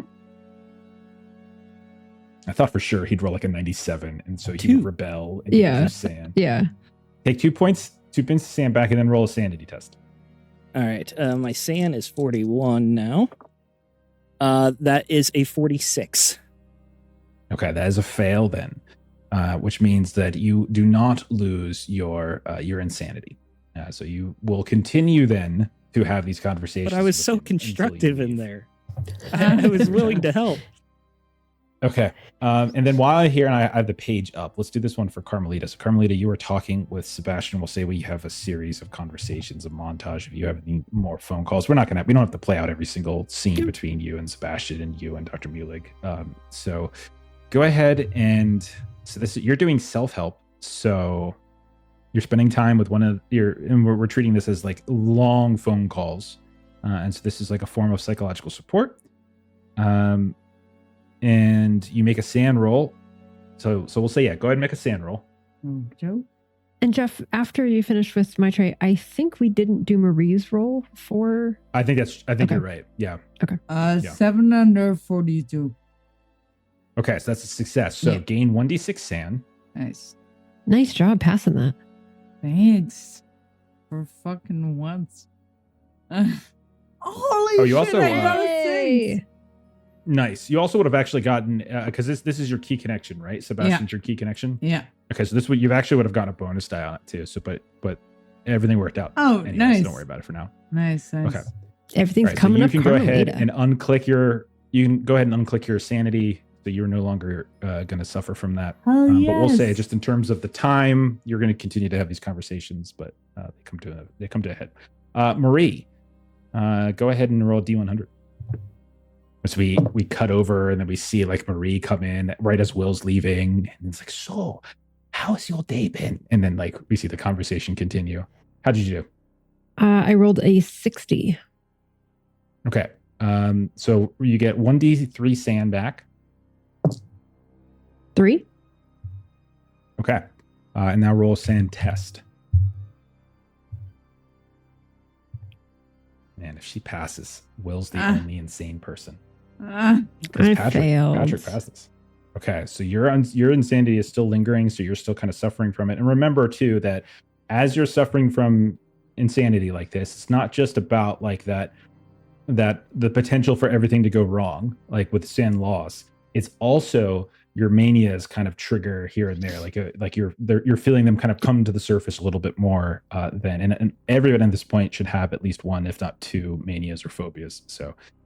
But Carmelita, Patrick, bottom row, you all have moved on, so things start to settle, and you start to be able to behave a little bit more in line with your kind of normal self. You might see Marie All right, so is like in sort of like there's maybe like a mirror or kind of a reflective surface, maybe like the frame on a diploma or something on the wall. And she's like, no, come look. See, they're these teeth just they're longer than they were. They're sharper and they're longer. You see it, don't you? Like hey, right here. See right there. Who are you talking to? The doctor. Oh, you're talking to okay. I wasn't sure if it was Carmelita or me. No, I thought you might say sorry. okay, so he's like, You think your teeth are growing? Right I there. know this is not really sharp. a question that is normally posed to a young woman, but how old are you, Miss Vin? I'm 37. I see.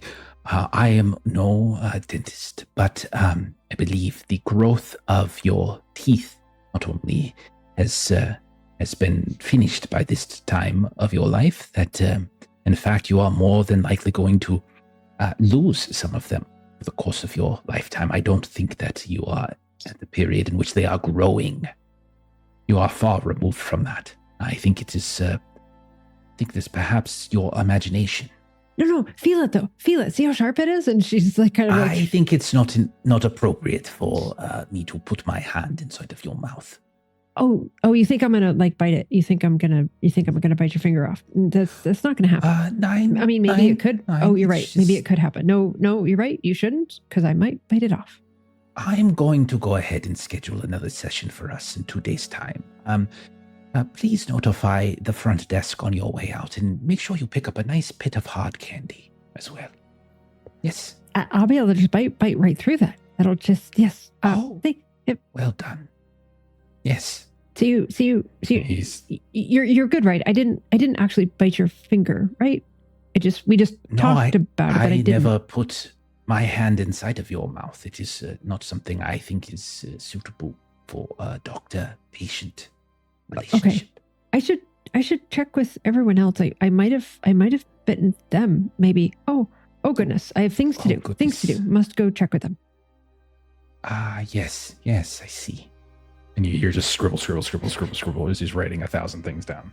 Okay, so we'll say we fade out of that, and again, everything's we're a little out of order here and stuff, and that's totally fine. Okay, so Patrick, what are you up to, man? I'd spend some time at bars, sitting about. Invite out Carmelita, even Marie when she's off. Absolutely comes with you.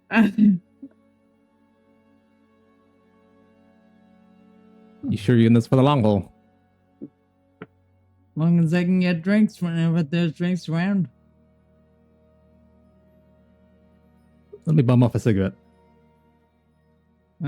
Sure. I only have the ones that I rolled. That okay? It's fine with me. Alright. Carmelita has no idea about the meditation that you need to do, so she thinks you're just asking for a cigarette, and so she's just gonna give you one. And Marie might be there, and she's just sort of a little bit of a pursed lips look at Patrick. We need, like, arms crossed. But she won't say anything. A fairly decent roller. She says, completely misreading your look. I'm sure you are. I'm sure there. I'll actually take one. And she gives you one as well. She is a pretty good roller. She stroked a lot. Speaking of rolling, Patrick, give me that power roll for indulging, or the opportunity to indulge as she hands a cigarette over towards you. 63 is a fail. Oh dear. 50. Okay. Do you want to spend luck on it, or do you want to just suffer? I think I rolled luck to see if it stirs.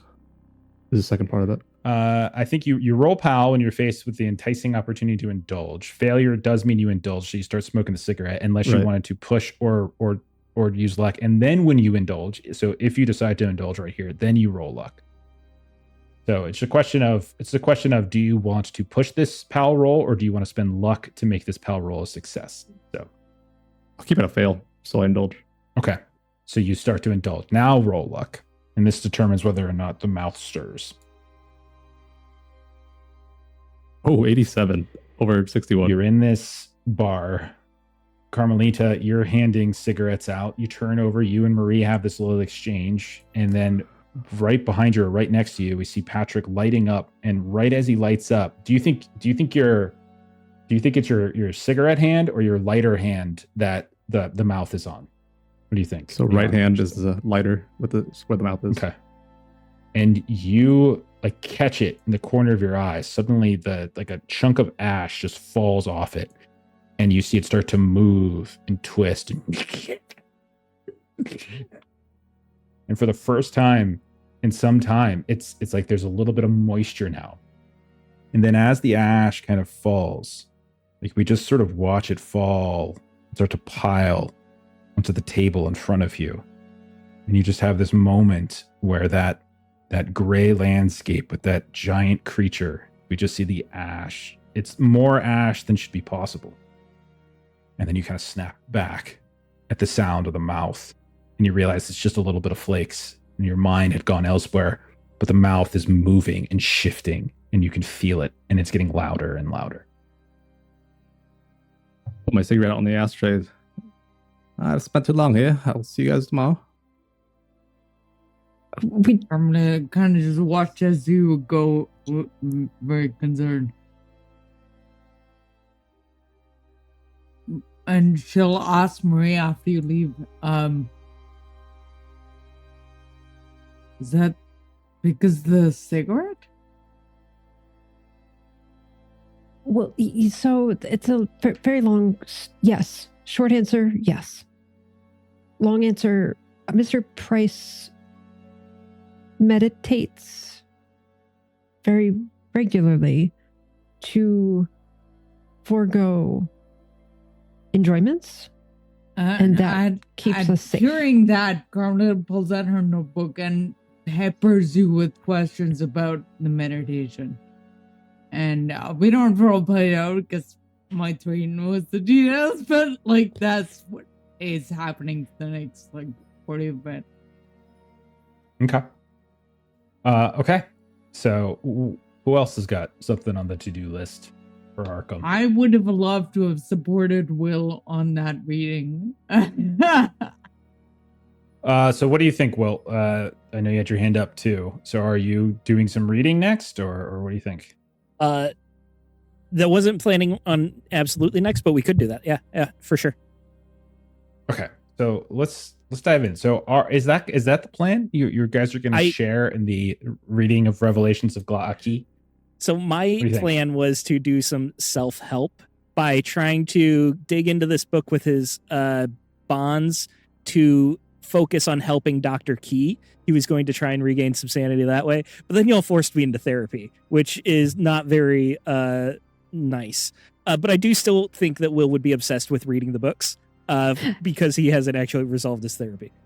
I like how Steven, knowing what Call of Cthulhu is like, I'm going to do self-care by getting all my crew together and read a sanity losing book. One of the worst books. Like an hour before the game, I did tell Jeff I made all the bad decisions. Not just in the history of this game, in the history of Lovecraft lore.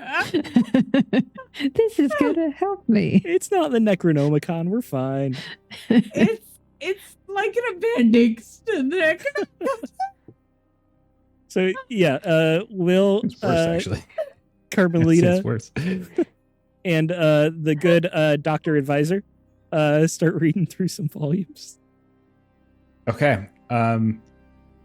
Okay. So you start doing the skimming for the Revelations of Gla'aki. So basically, this is going to take quite some time. So there are 12 volumes. Each of them are quite lengthy. It's going to take you probably just a week to skim through all of them. And remember, like that first initial read is several days, up to a week. And then it's probably going to take you months and months to truly fully study the depths of all of this. I'm pretty sure, I got to double check my notes, but Bev got through an initial read and had been making progress towards a full study, but I don't think she did a full study. Yeah, the amount of days for the initial read is 20 minus education divided by 5. My education. That's we're a not doing that anymore. ballpark. That's a ballpark. Benchmark. Okay. Yeah. So this has got 12 volumes. So I'll tell you the official study time for this is 32 weeks. Because this isn't just a singular book. This is a chunk of books. Fair. You have multiple books, and they're crazy, and they're very hard to digest. But in our game, we have like these little homebrew rules to sort of speed this up a little bit, so that you can finish it before the end of the campaign. But what I'll let you do is I'll let you and Carmelita roll education tests to see if you can speed up the initial read. Education is 60. Bonus die for having our research assistant. I think that's fair. Yeah, I think you can go ahead and get that from Cyrus. And Will absolutely calls him his assistant every chance he gets. And he punches you in the face because he's probably 3 feet taller than you. He's huge. Big dude.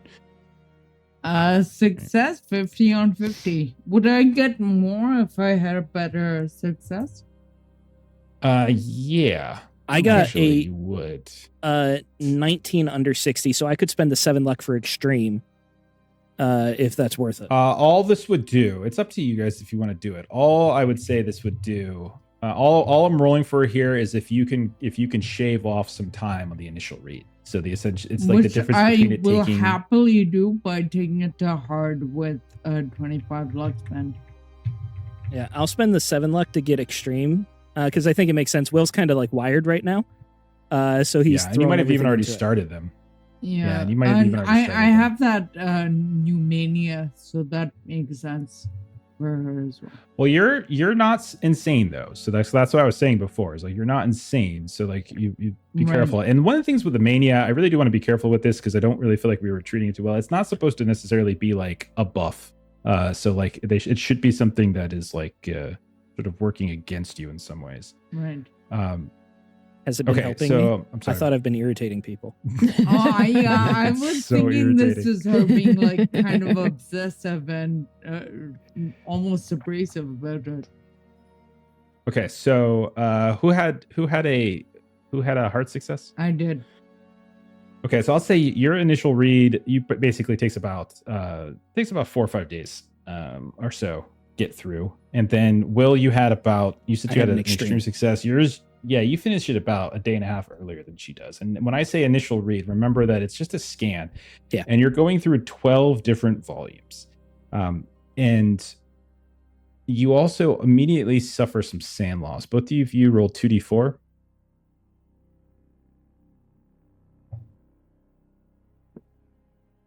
Five for me.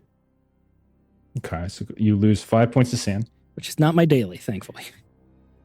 Close. But it's 5 all at once? And 4 points of sand from Carmelita. And both of you can gain 5% in occult and 5% in Cthulhu mythos.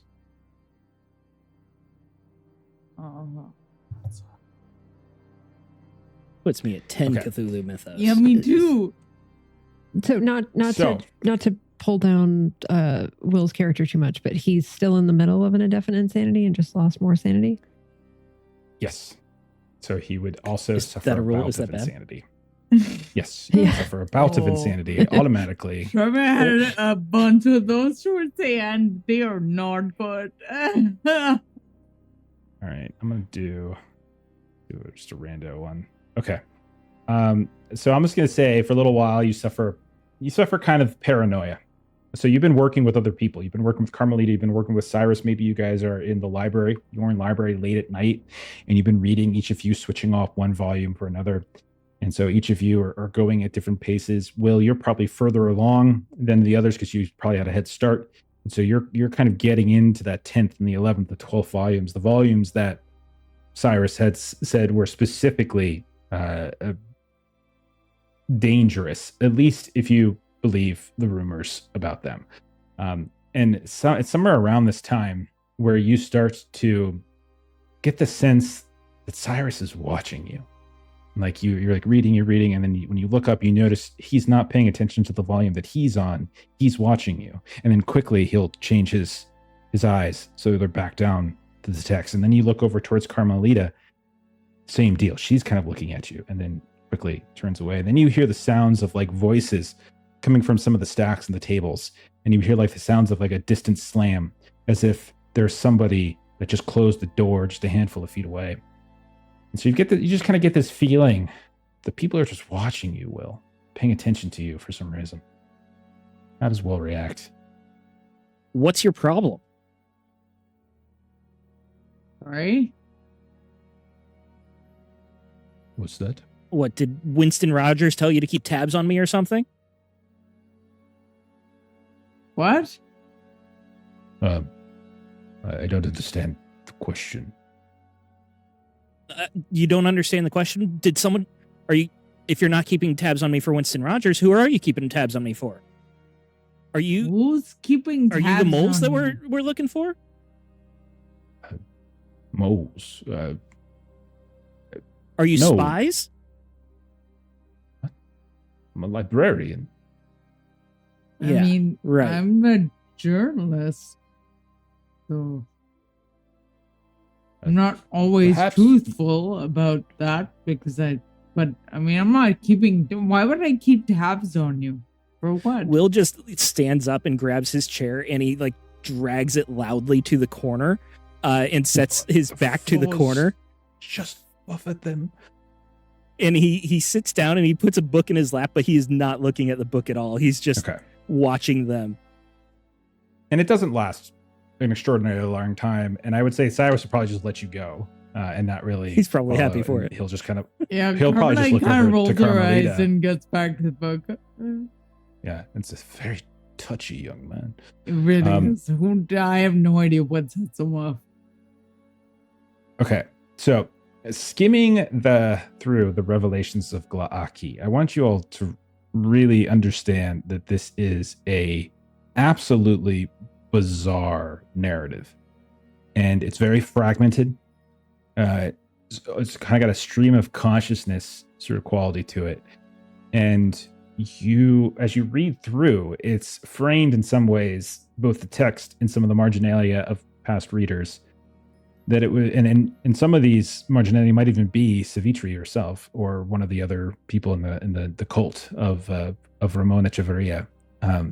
But it at the very least, there's some voice in here, both the text and the margins, that what you're reading is drawn directly from the god Glaaki's thoughts and dreams. Like you are reading its narrative, and it kind of follows some of that. And there's these different segments where it almost feels like Glaaki itself is communicating, but then there are other sections where it's clearly like chronicling the thoughts of its followers.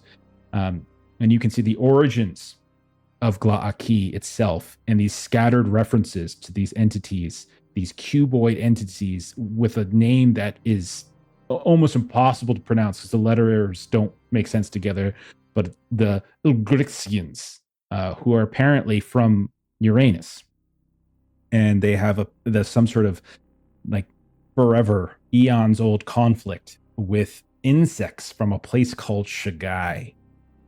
And the details are extraordinarily erratic, but you're frequently reading about these conflicts. And there's no specific organizational logic to it. So you don't really know if this is chronological. You don't really know if like one conflict is happening before or after or simultaneous to another. And the language itself is frequently like switching between some kind of cryptically vague, not particularly detailed account of a situation, and then moments of immense specificity, like the granularity of these moments and the ripping apart of different sacrificial or ritualistic victims, and also some historical moments themselves, specifically about Uranus and about the conflict between these two civilizations. There are other parts where I would say, especially if you have a halfway decent education, it almost reads like mistranslations, where it just seems like what you're reading, whoever translated this from whatever language this might have originated did an extraordinarily poor job of trying to take the words and put that into a syntax that is easy to digest in the English language. It reads very, very alien. And if you remember, that's kind of the feeling that Bev had, is that it almost felt like she was seeing an alien language of some kind and trying to understand it. So what like all of you kind of glean here is this this basic understanding of this theology, including this belief in Gla'aki as some kind of bringer of revelation and of doom. And because you are reading this after hearing the name, you do see the name of Igolinak come up within some of the latter volumes. That 12th volume, you see a reference to Igolinak and Igolinak's followers and this strife and this anger. And apparently Gla'aki and Igolinak themselves, the two of them, are also in conflict. But much of the specificity and explanation of the source of that conflict is written in this strange alien syntax that just doesn't make sense. It becomes this sort of dizzying affair. You find yourselves at times conversing with one another over the course of the days that it takes the three of you to read this, and your very speech to one another shifts, and you stop using subject and predicate the way we do in English, object and direct object. You start just using these strange amalgamations and juxtapositions of language and positioning, but also like colors and standing and sound, all kind of mixing in this weird way that makes no sense. And a few times you find yourselves have to catch yourselves like clicking to one another, and you realize that you've been doing it for like the past hour, and at no point do you recall in the past hour never quite understanding what Cyrus said or what Will said or what Carmelita said. You just seem to be able to have intuited or connected those conversations to one another. It's not as though you've learned the language, but at least for a brief moment, there was this glimpse of understanding between you. You also know that there's more.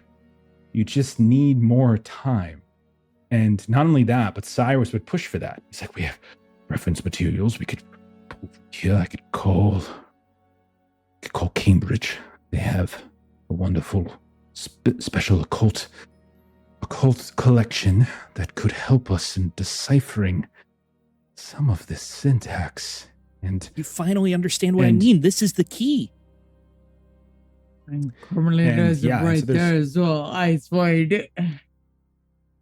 And not only that, I would say that you all, to one degree or another, have this belief that, like, not only is there information here potentially about Igolinak and more about Gla'aki, if you could just get through that syntax, but you also think that there's something to the rituals that are described in the text that could be reproducible to an effect that you're not sure, but you think that it's not just there for symbols or for metaphor. The rituals that in some cases are described are things that are meant to be reproduced by the followers of this creature, of this Gla'aki, and you could probably learn it in some kind of invocation or some kind of spell of some kind.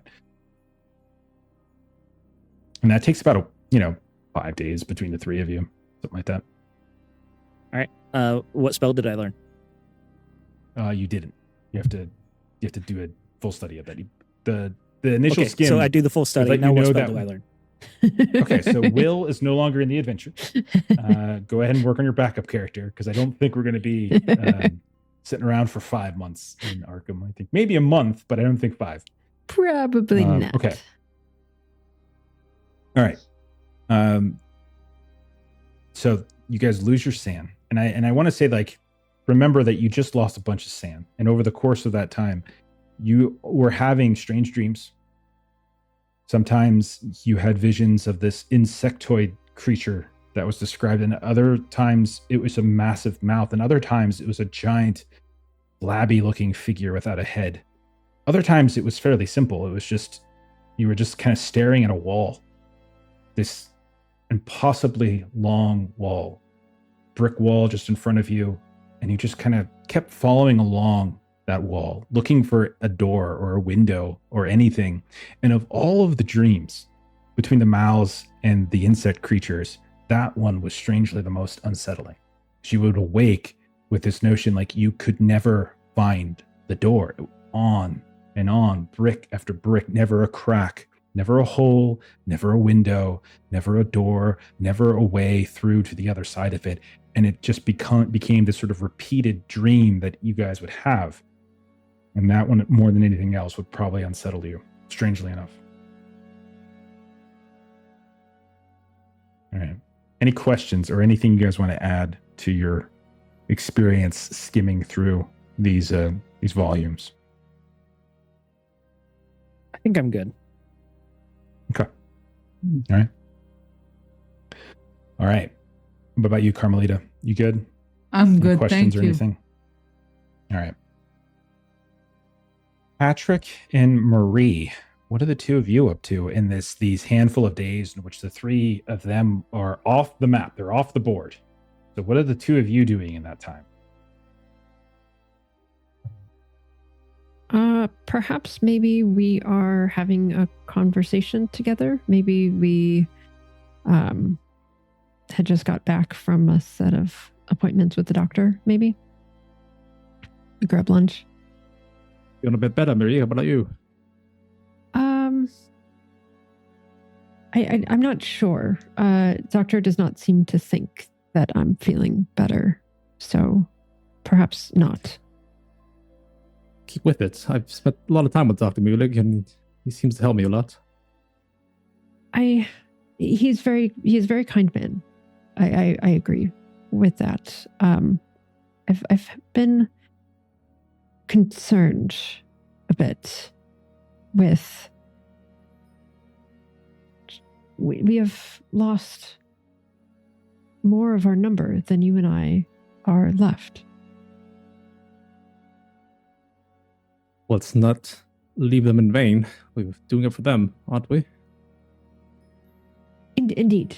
Yes, indeed. And I do hope that Dr. Key perhaps can feel better and improve and of her own accord, if not join us, at least celebrate our victory, if a victory may be in our future.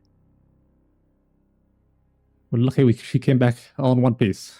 Might not all be there, but it'll take some time. How do you feel about Miss Anna being engaged? It stirs some feelings in me. We had some unsavory words the last time we were face to face. A bit surprised about this jailed finger fella. But if she's moved on, then I must too. Well, that's quite the stoic response. Sometimes I forget we haven't been at this for all that long. It has been a short period of time, hasn't it? I still have to deal with this thing. I didn't have any particular entanglings. Your end of your engagement was in some ways one of the first real lingering effects. When someone passes, that is tragic. Something like this lingers a bit.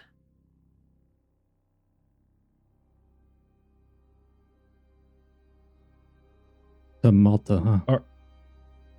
Are we in like your home, Patrick? Is that where you think we're at, like in your Spartan apartment? I could have caught her maybe at the end of a set if Marie still does gigs at local joints.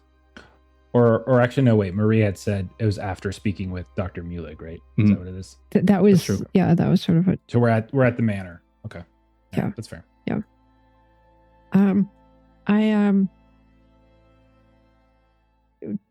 Would you mind if I left something with you, or maybe you could leave it somewhere safe? Depends what it is. I don't keep much things around anymore.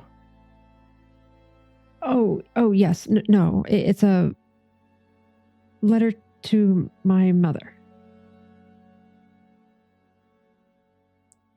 If you feels right to leave with me, I'll take it. There's not much to it. But we're not the closest. I have not checked in with her in some time, but I suppose at some point she should know that I did care about her. So perhaps if anything happens to me, you could send this off to her, and maybe if something happens to you, you've told someone else to send it off for us. I'm sure Janet will handle that. We end up in the grave. But we're not going to, right? Of course not. We're going to go to Malta. And we're going to... I don't have young Mr. Sawyer's bravado. What do we say in this situation? We're going to solve it. Save the day, as he would say. Yes, we will try to save the day. So Marie hands over an envelope. This is Mrs. Edward Wynne. We're like in the lobby of the manor house. Yes. You see coming out of a different hallway or an office, you see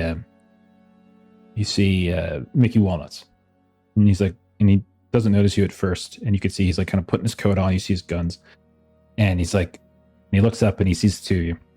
He's like, oh, I'm glad I ran into you two. So hey, Patrick, Mr. Price, I sent some guys over to your lady friend's home over in French Hill, and the servants there.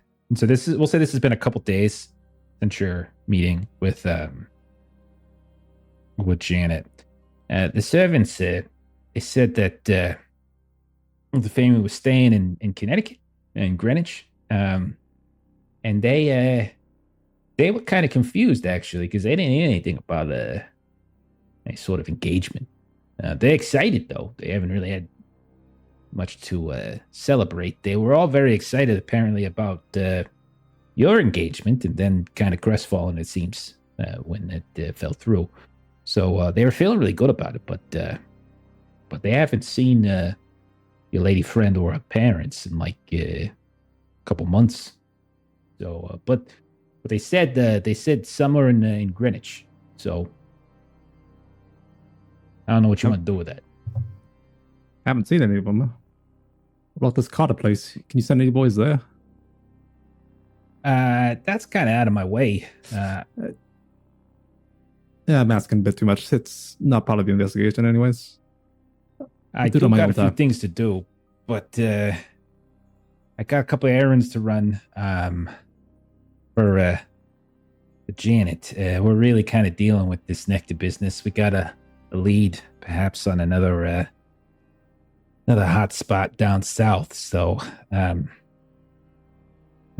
maybe in a few days.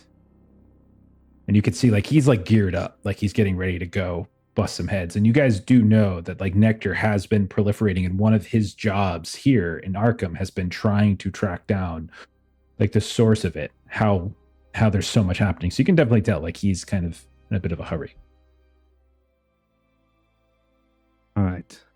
Then I'll see you later. You're doing good work, All Mr. right, Walnuts. Thank you. Well, thank you. It's very kind of you to say. I appreciate it. And he's kind of buttoning up, and he's all right, I'll see y'all.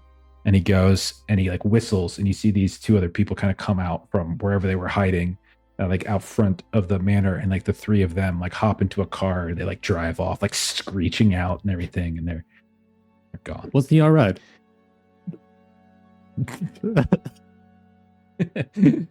Okay. Can I get a self-care for that? For what? You want to do self-care Yeah, with him? that's what I was aiming for. That's all right. I mean, if you want to minimize it, so you're talking about self-help, right? Yeah. hanging out with Okay. Mr. Price. Make sure. Okay, so this is just the two of you Trying to talking. get rid of me. Yep. Okay, yeah. Sure. Not sure if you're supposed to do both of those at once or not. Whatever. Nope. So it's a sand test. You Yep. failed? Yep. How badly did you fail? 85 over 47. Okay, so if successful, you gain 1d6 sand. If unsuccessful, you lose 1 sand, and we revise a backstory entry with you and Patrick. So you lose 1 sanity. And so what do you think it is about this little meeting between the two of you that has changed your connection, right? Because you guys were bonding, you guys have been together, you guys are the OGs. Yeah. You're the only 2 OGs left, right? So like after this conversation happens, we do kind of do a slight adjustment to like your connection. Like, and it makes sense. The 2 of you have been together for a year. Mhm. It has been in fact a year. So like, what do we think it is that you, what do you think that happens? Is that, it's just revise it. It doesn't have to mean make it worse or make it, but it's different somehow. So how do you think this conversation changes your dynamic?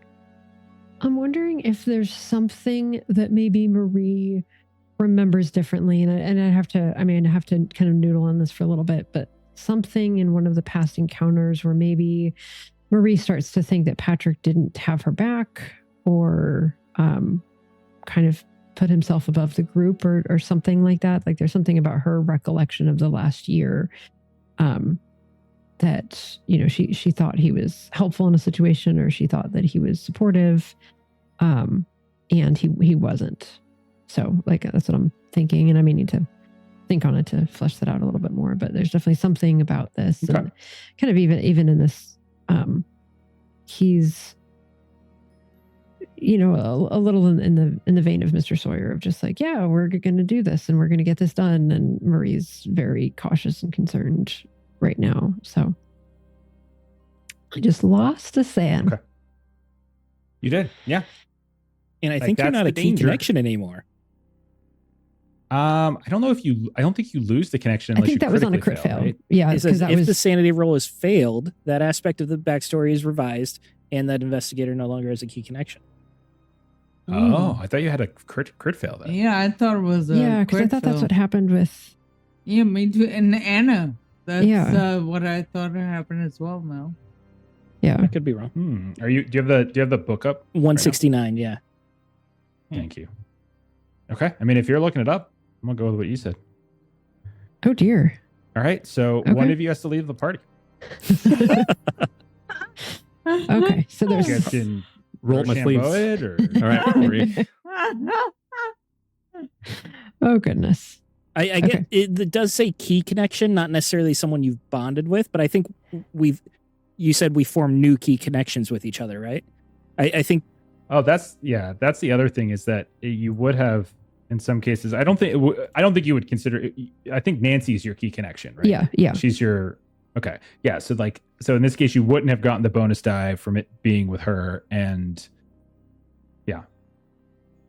Yeah, and I So didn't have a it's bonus. So I fine. think we'll play it for now as is, and we'll Yeah. kind of revise Okay. later if we My need bad. to. yeah. So self help is just you just interact with one entry listed in your backstory, and I think it's totally fair for the 2 of you to be in each other's backstories at this point.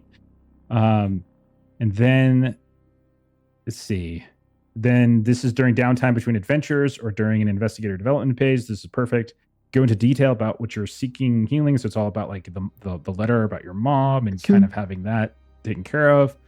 Then you make the sanity roll.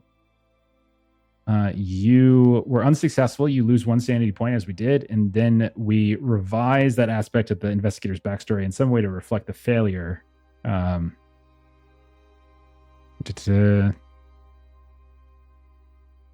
this isn't their key connection. So I think you're fine.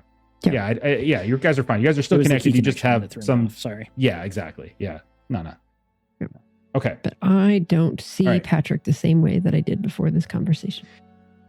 I mean, his initial reaction was like, Jan will handle it, right? Very true. Yeah, the one person who's remaining out of this Maybe you group don't from rely a on year him so ago. much. Yeah. Maybe he's not someone you can rely on as much. Do you think? I mean, after all, his fiance left him.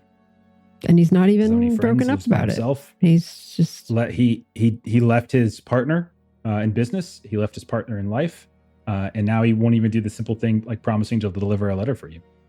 I think this makes sense. yeah. No, it definitely does. What a And poop when you face. talk to him, when you talk to him, you should channel Janet. Be like, now listen here, Mr. Price.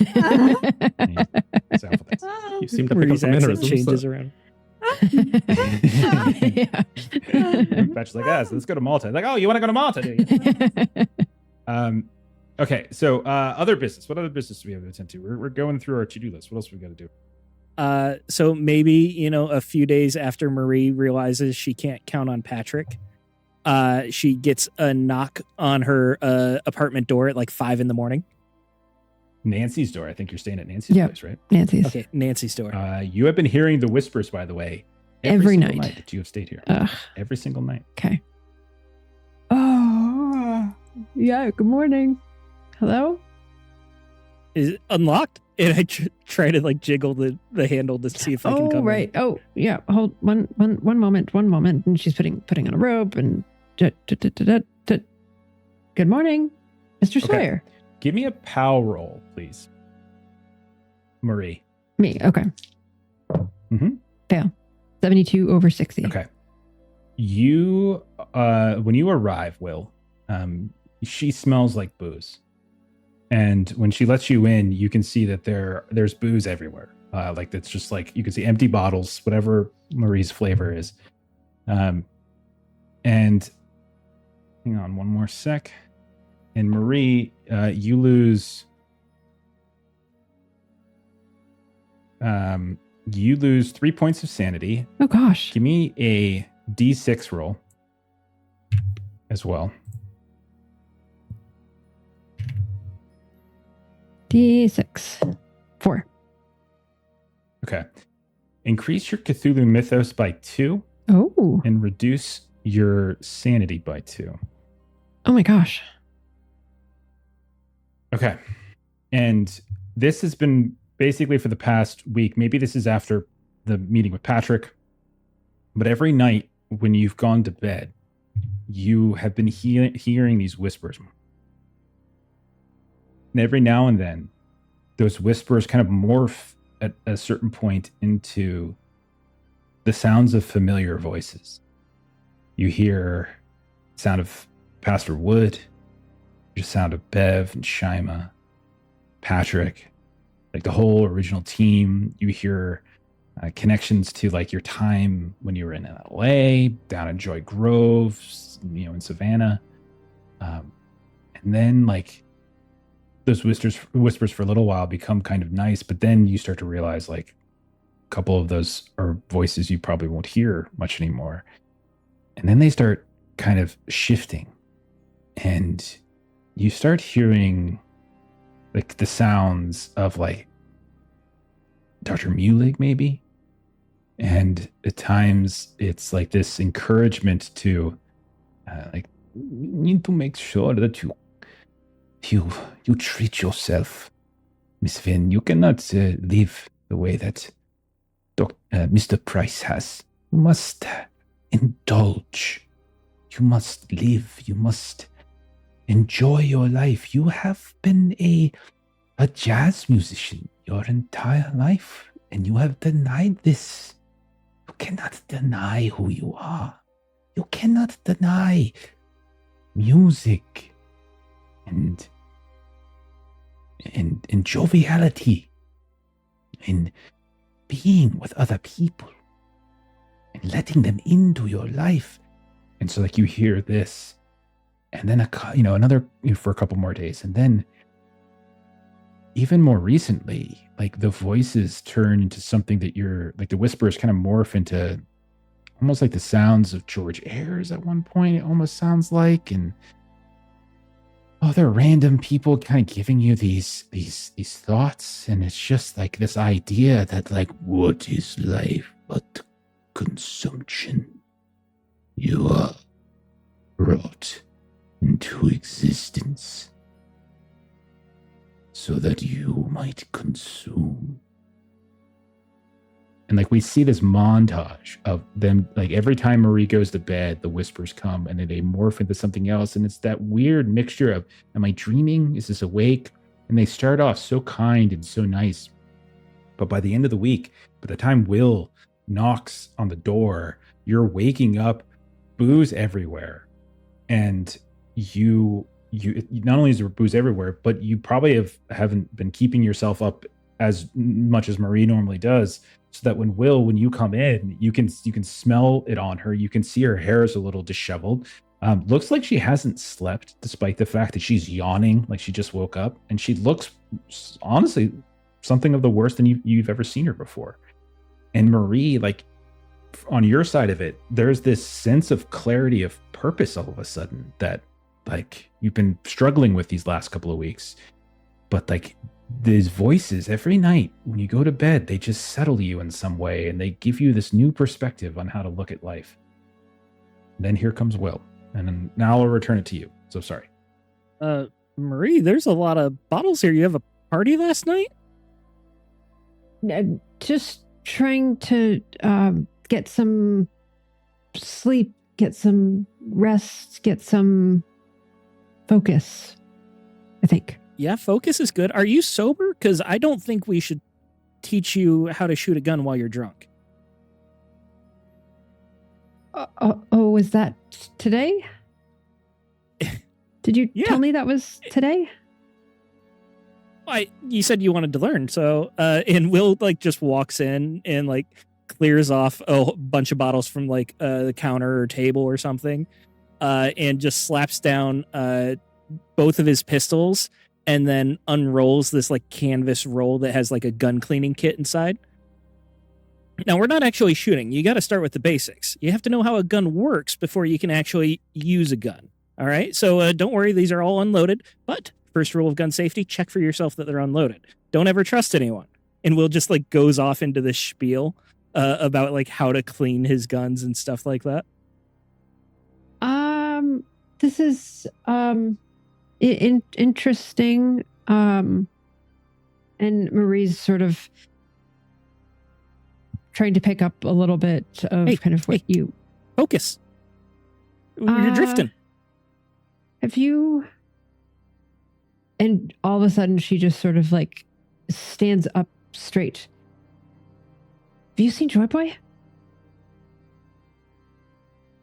Will looks back towards the door that is probably open now because he didn't close it. You didn't see Joy Boy. You didn't see Joy Boy dart out when you opened the door. No. You can roll spot hidden. Okay. Yeah. I always wish I was Pastor Woods when I'm rolling spot hidden. Who? That was a fail. 72 over 51. You look around and you do not find Joy Boy anywhere in the apartment. No. He probably just got out. He's in the hallway or something. Don't worry about it. He's a cat. Cats are self-sufficient. They'll take care of themselves. He just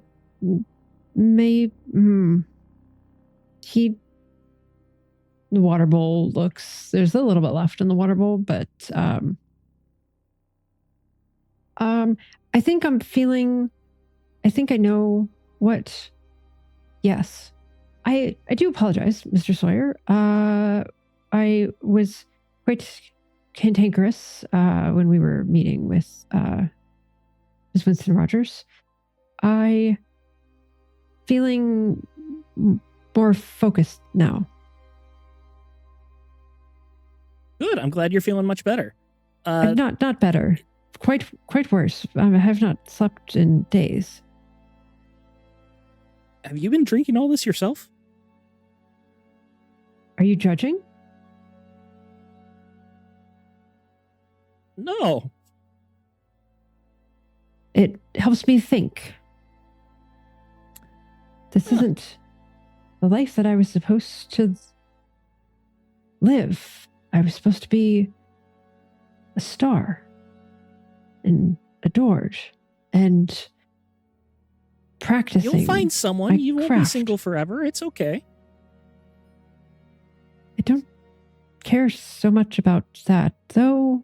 it wouldn't be the worst thing. It has been a while. Now that you mention it. You and Patrick seem to be getting along well. We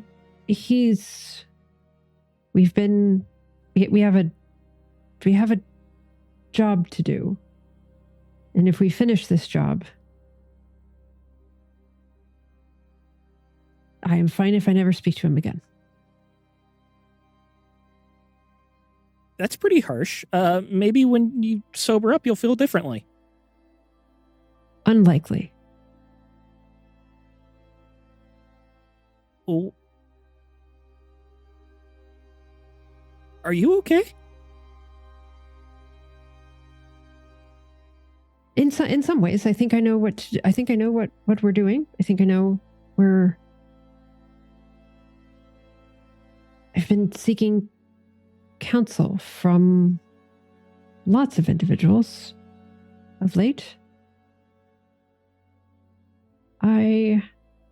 And she happens, as she's just sort of picking things up, happens in one of these empty bottles to just sort of catch her reflection. And as she was just sort of just talking about how she was, meant to be a star and meant to shine, and she catches a glimpse of herself and just says, "Oh," sort of aghast at how awful she looks. Mr. Sawyer, I will, yes. Pot of coffee, perhaps, to help us with our... I think that'd be a great idea for you. And I would like to say, if it's okay, that when she goes in the bathroom, there's like a towel on the floor that Joy Boy's asleep on, if I can say that. No, that is fortunately not the case. But you do notice that your bedroom window is open, and Joy Boy sure likes to climb out of it from time to time. Probably caught him in the on the fire escape. You caught him once before, if you recall, in the back alley behind the dumpster area, licking up what you thought might have been nectar at one point. But yeah, so he seems to be missing. But we're gonna cut from there because if you can't remember where your cat is, the rest of us shouldn't. Patrick or Carmelita, do either of you have tasks that you would like to complete? Patrick, did you have anything? Nothing in particular until the date of the supposed wedding. That's actually what I wanted to talk to you about. If just to be like, oh, are we gonna go to this thing? I mean, you got invited. We should, right? Seems a bit weird, but just check it out. The date's here, the time's 11 p.m. Is that when Americans do these things? Isn't that kind of late for you guys? There are some parties that go past midnight, too, you wouldn't believe. But like, they start at 11? Wouldn't they usually start earlier? I don't know. Choice. I mean, but it's weird. But so it's getting invited to your ex-fiance's engagement, I guess. That's also strange. So the late start is significantly less strange. By the way, we can make the date at any point. Like we're pretty fluid. So if you want to say that, if we want to say it's I think it's the 24th. If you want to say it's the 24th, Friday the 24th, we're welcome to do that. It's Christmas Eve. See. September, dummy. Sure. So do we want to say that Patrick and Carmelita are driving in a car or something like that and heading there? Yeah, I mean, if Long was gonna go, I'd love to go with Patrick. Pardon me. Let's go see what the deal is. Okay. So I don't think Patrick has a car, but we'll say you get one from like either on rental or something like that. Would be fine. The invitation, which was given to Peter, your partner, by the way, you were given the clipping of the announcement, but Peter is the one who got invited, but he gave it to Oh. you because he wasn't going to go. So you head outside of Arkham. And when I say outside of Arkham, I don't mean like you're going like extraordinarily far, but you certainly are driving up Elm Mountain ways. And strangely enough, you find yourselves on Beverly Road.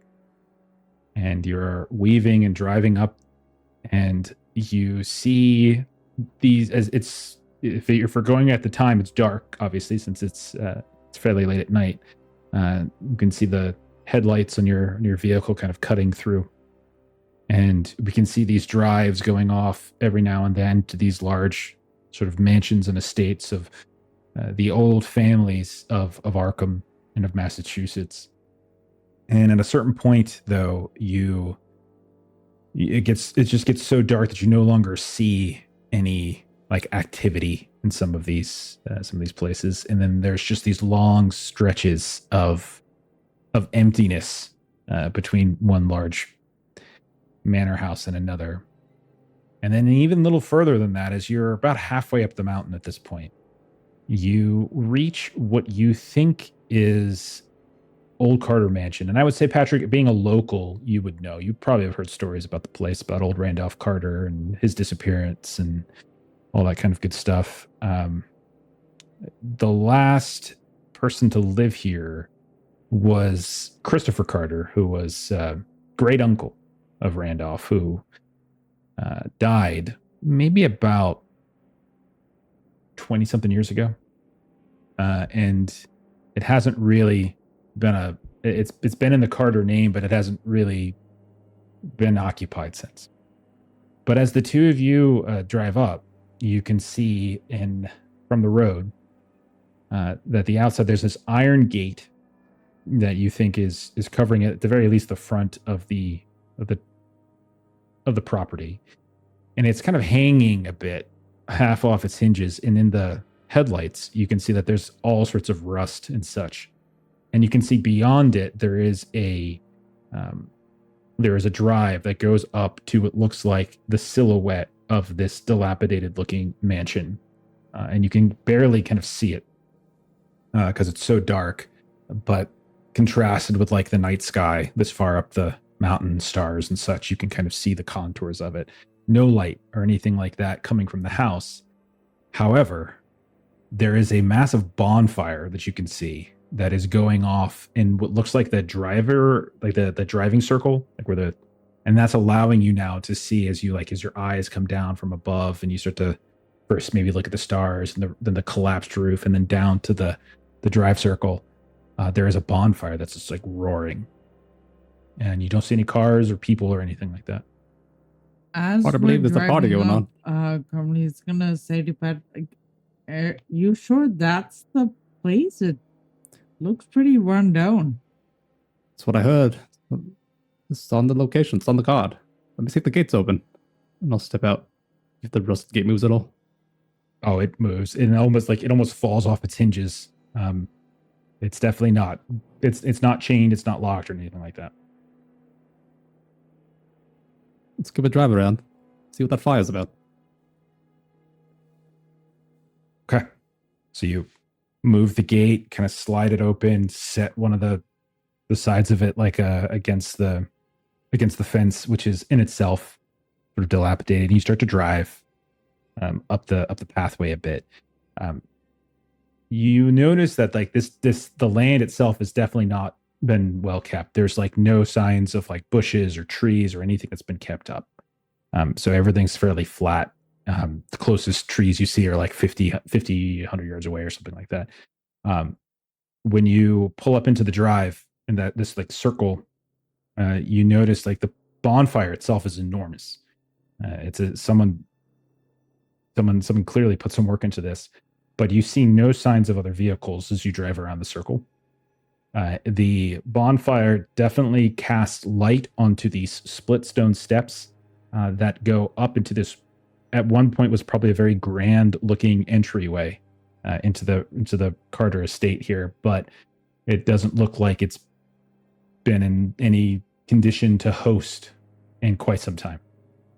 And that is what you see. Carmelita looks at her watch. Is that significantly before 11? When would you have wanted to arrive? I think around 11, like that's when the invite said. Yeah, You think? 11 hours shortly after. Does that make sense for you, Patrick? Yeah.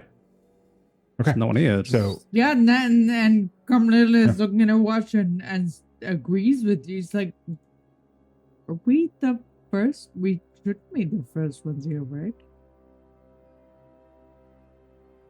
Should we check it out? Was this a laid trap? Yeah, I mean, I guess we're the first ones here. I'll leave the car running in case we need to get out of here. okay. So leave the car running. Both you going inside? Or looking around, I should say. Yeah. Sorry. Yeah. Okay. You can both roll spot hiddens for outside, if you like. That's a 2. Oh my goodness. I get a Spotting bonus all the for my hiddens. pulp, so I'm gonna throw that in. Absolutely. 9. Okay. Oh my gosh. 9. Yeah. Two extreme successes. What both of you notice, and it's definitely looks as though someone has taken steps to obscure, but there are some lingering like footprints, shoes. So certainly nothing more than like loafers or something like that. But it definitely looks like somebody had raked the various gravel and dirt in the area around the bonfire to create the sense of like nothing here. But there are a few stray ones. And considering like some of the weather of late, this had to have been made today. Like this isn't something that could have been like here for weeks or days. Like there's been enough rain and wind in the last few days and such that no doubt somebody has been here today. The other thing you would see is that there's no grass like whatsoever in the parking circle. There's no ivy on the walls. There's literally no vegetation in, on, or near this house. Nothing for a very, very long distance. Like again, like the size of a football field, basically. And it's like otherwise it's just very flat, and like there's just almost like a blemish on the land is this ruined mansion. You see it too, right? There's tracks here. Yeah, I do.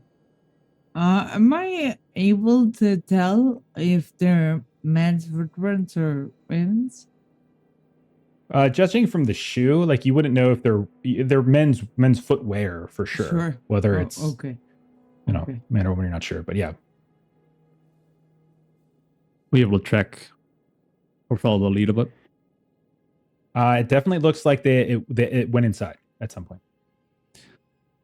We check out inside. Definitely. Something doesn't feel right though. You can feel How it so? too, right? Other than there's no one here. And there's supposed to be a wedding. And the place looks like what it does, and there's no landscaping, and there's no there's nothing celebratory out front, and it's after 11, and just a lot of things. Well, let's find out why. Yeah, let's hopefully Anna's okay. Okay. Do you go inside? Yeah, let's go to the front. All right. You go through the front. You follow you can see the disturbance in some of the dust on the steps suggests that this is where the shoes went.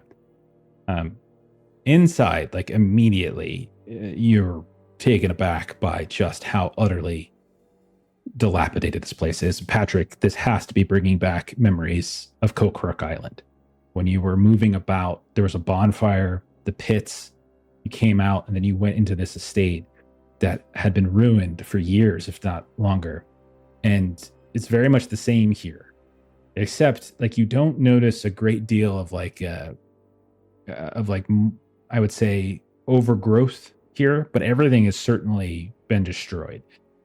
You can see signs of like rain-stained plaster drooping. Sections of the roof have completely and utterly collapsed, and you can see sections of the sky. Some stairs are still intact, and you can see there's like shards of broken glass all over the place.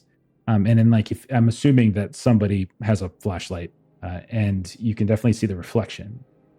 And then you notice something else, the two of you. And I'm going to roll over. I know it's a different scale, but I'm going to roll it over. You hear the sounds of music actually playing. And it sounds, strangely enough, like jazz.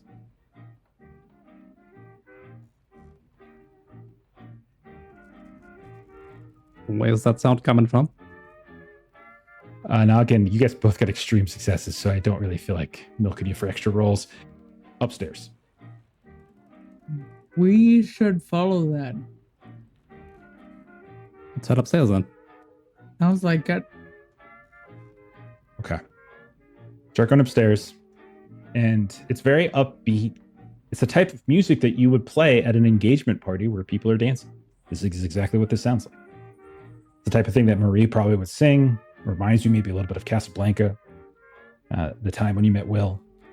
And the two of you are slowly moving up this dilapidated staircase that more than once it feels like a step is giving out beneath you and your ankle's going to crack, but you're able to very carefully place your feet down.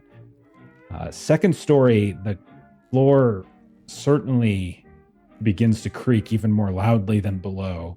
And there are signs again of some of these rooms there's no longer a roof over top of them. Other ones you can see like plaster drooping down as well.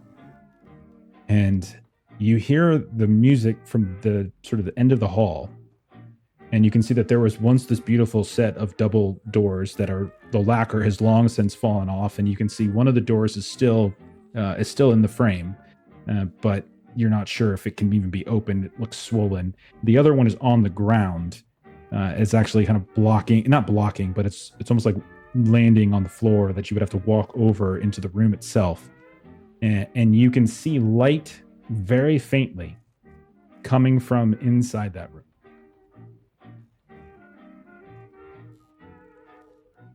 Okay, well, I'm pretty certain this isn't an engagement party, but let's go look at that light.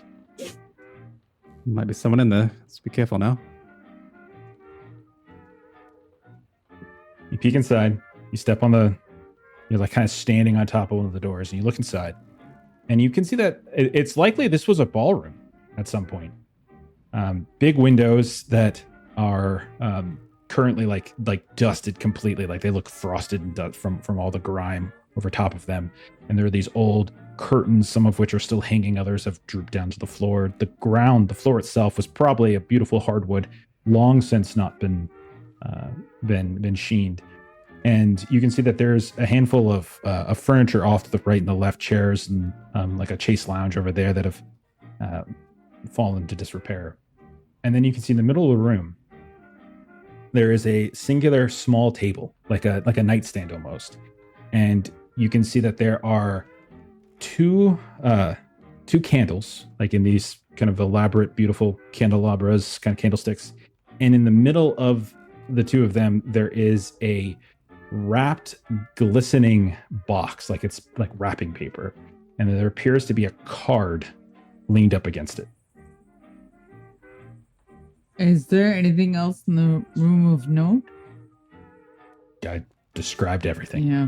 Yeah. Okay, I'm gonna go up to the box and look at the card.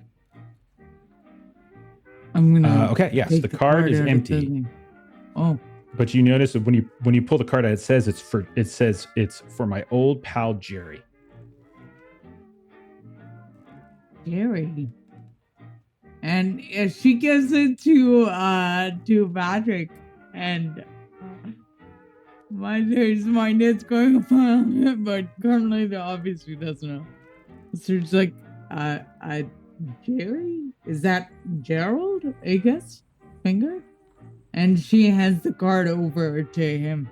Empty, but pretty. Jerry. I think I used that name. What's in the box? I'm gonna visually inspect it to see if there's like... It's like the size of a shoebox, maybe something like that, but it's wrapped in this beautiful, glistening, golden, like Art Deco pattern paper. You wanna open it or should I? For me? Let me take a look. Okay. Do you open it up? Yeah, I'll go unwrapping it. When you open it up, you realize that it's like a fairly big, like lacquered box. Again, it's about the size of a shoebox, and it's in really nice condition. It's the type of thing that someone might set on top of like a dresser and like put keepsakes in. And when you open up the lid, you realize inside are a couple dozen fingers that appear to be sitting inside of some kind of folded up or wrapped up piece of newspaper. I'll toss the box so it scatters all over the floor. What is this sick joke? You see fingers just scattering all over the floor, like literally 2-3 dozen of them, just all over the place. Thumbs, ring fingers, index fingers, all types, scattered all over the place. And you see the box hits the ground, and there's like this stained, chunk of like newspaper that falls out as well. Let's get out of here. I can't believe this is some guy's perverse fantasy. Carmelita goes and grabs the paper first. It's like, Carmelita. Oh, yeah. When you grab the newspaper, you notice that it has a familiar face in a news article as you see the face of Janet Winston Rogers. I'll go ahead and share something with you guys. It says, Winston Manor reborn as haven for afflicted. And you can see there's all sorts of like bloody fingerprints. There's a small picture in midst of what looks to be an article about Janet Winston Rogers and the naming of her manor as a rehabilitation facility.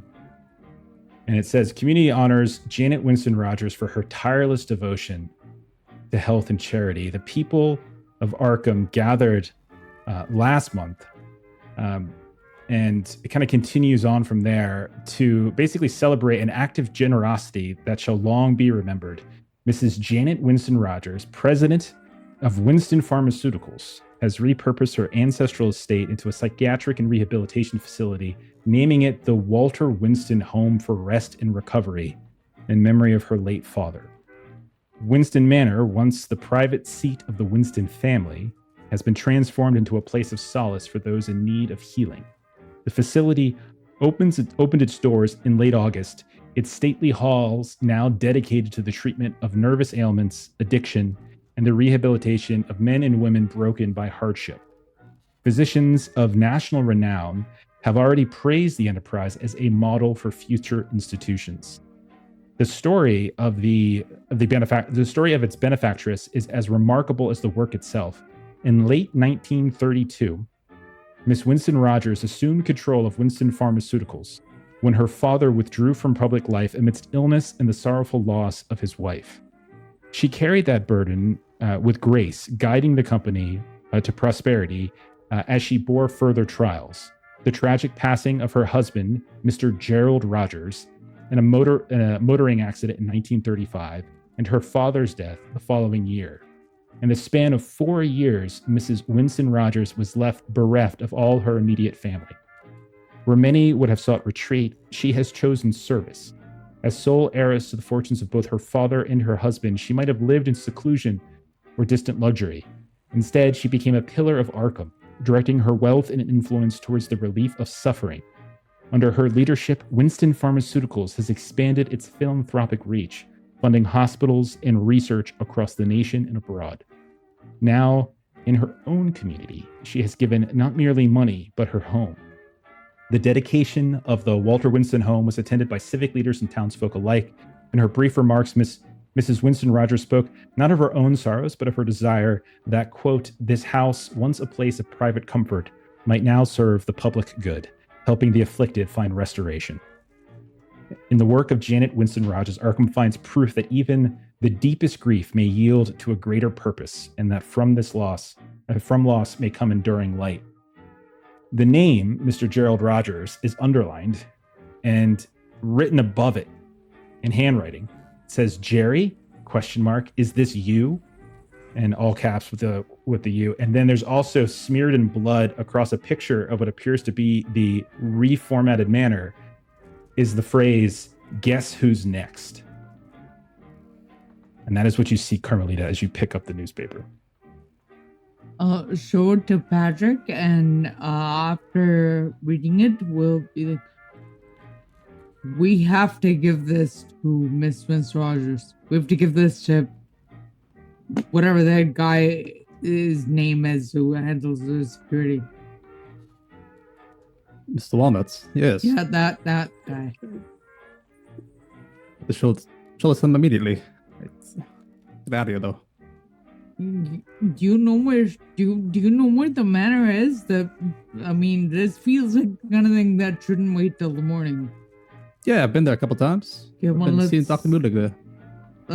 Let's go then and see her. Is she at the manor or is she at the hotel? She's staying at the hotel. She hasn't been at the manor for quite some time now. We should go wherever she's staying. I doubt she'll be at the manor. We'll contact her people. I'm sure Walnuts is awake.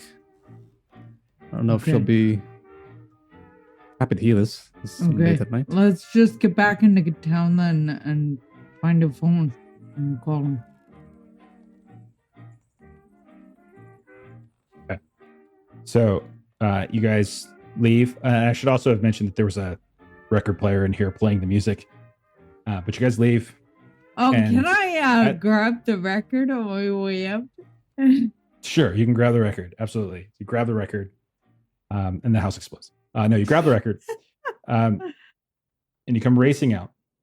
And as you are heading down the steps, Patrick, you rolled a 2 on your spot hidden.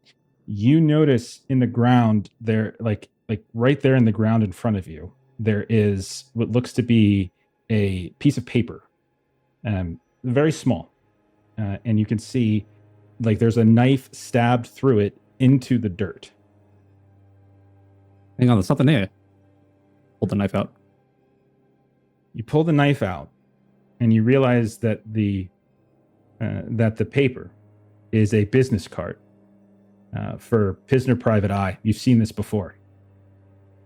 And it also has a message written on the back, and it says, you, Y-O-U. And then the sound of a gunshot goes off, and you watch, Carmelita, as a blossom of red begins to glow right there on the chest of Patrick. We're going to go ahead and we're going to stop it there for tonight, and we will pick up on that next week. What? As you just got sniped, bitch.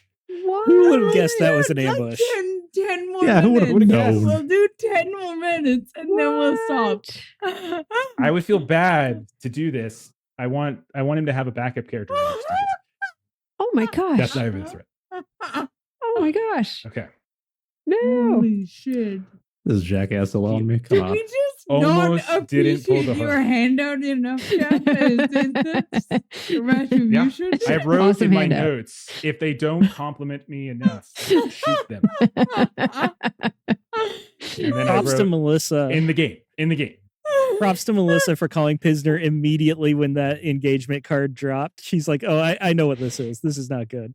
For real. And that was as soon as Gerald Finger was his name, I'm like, son of a fuck.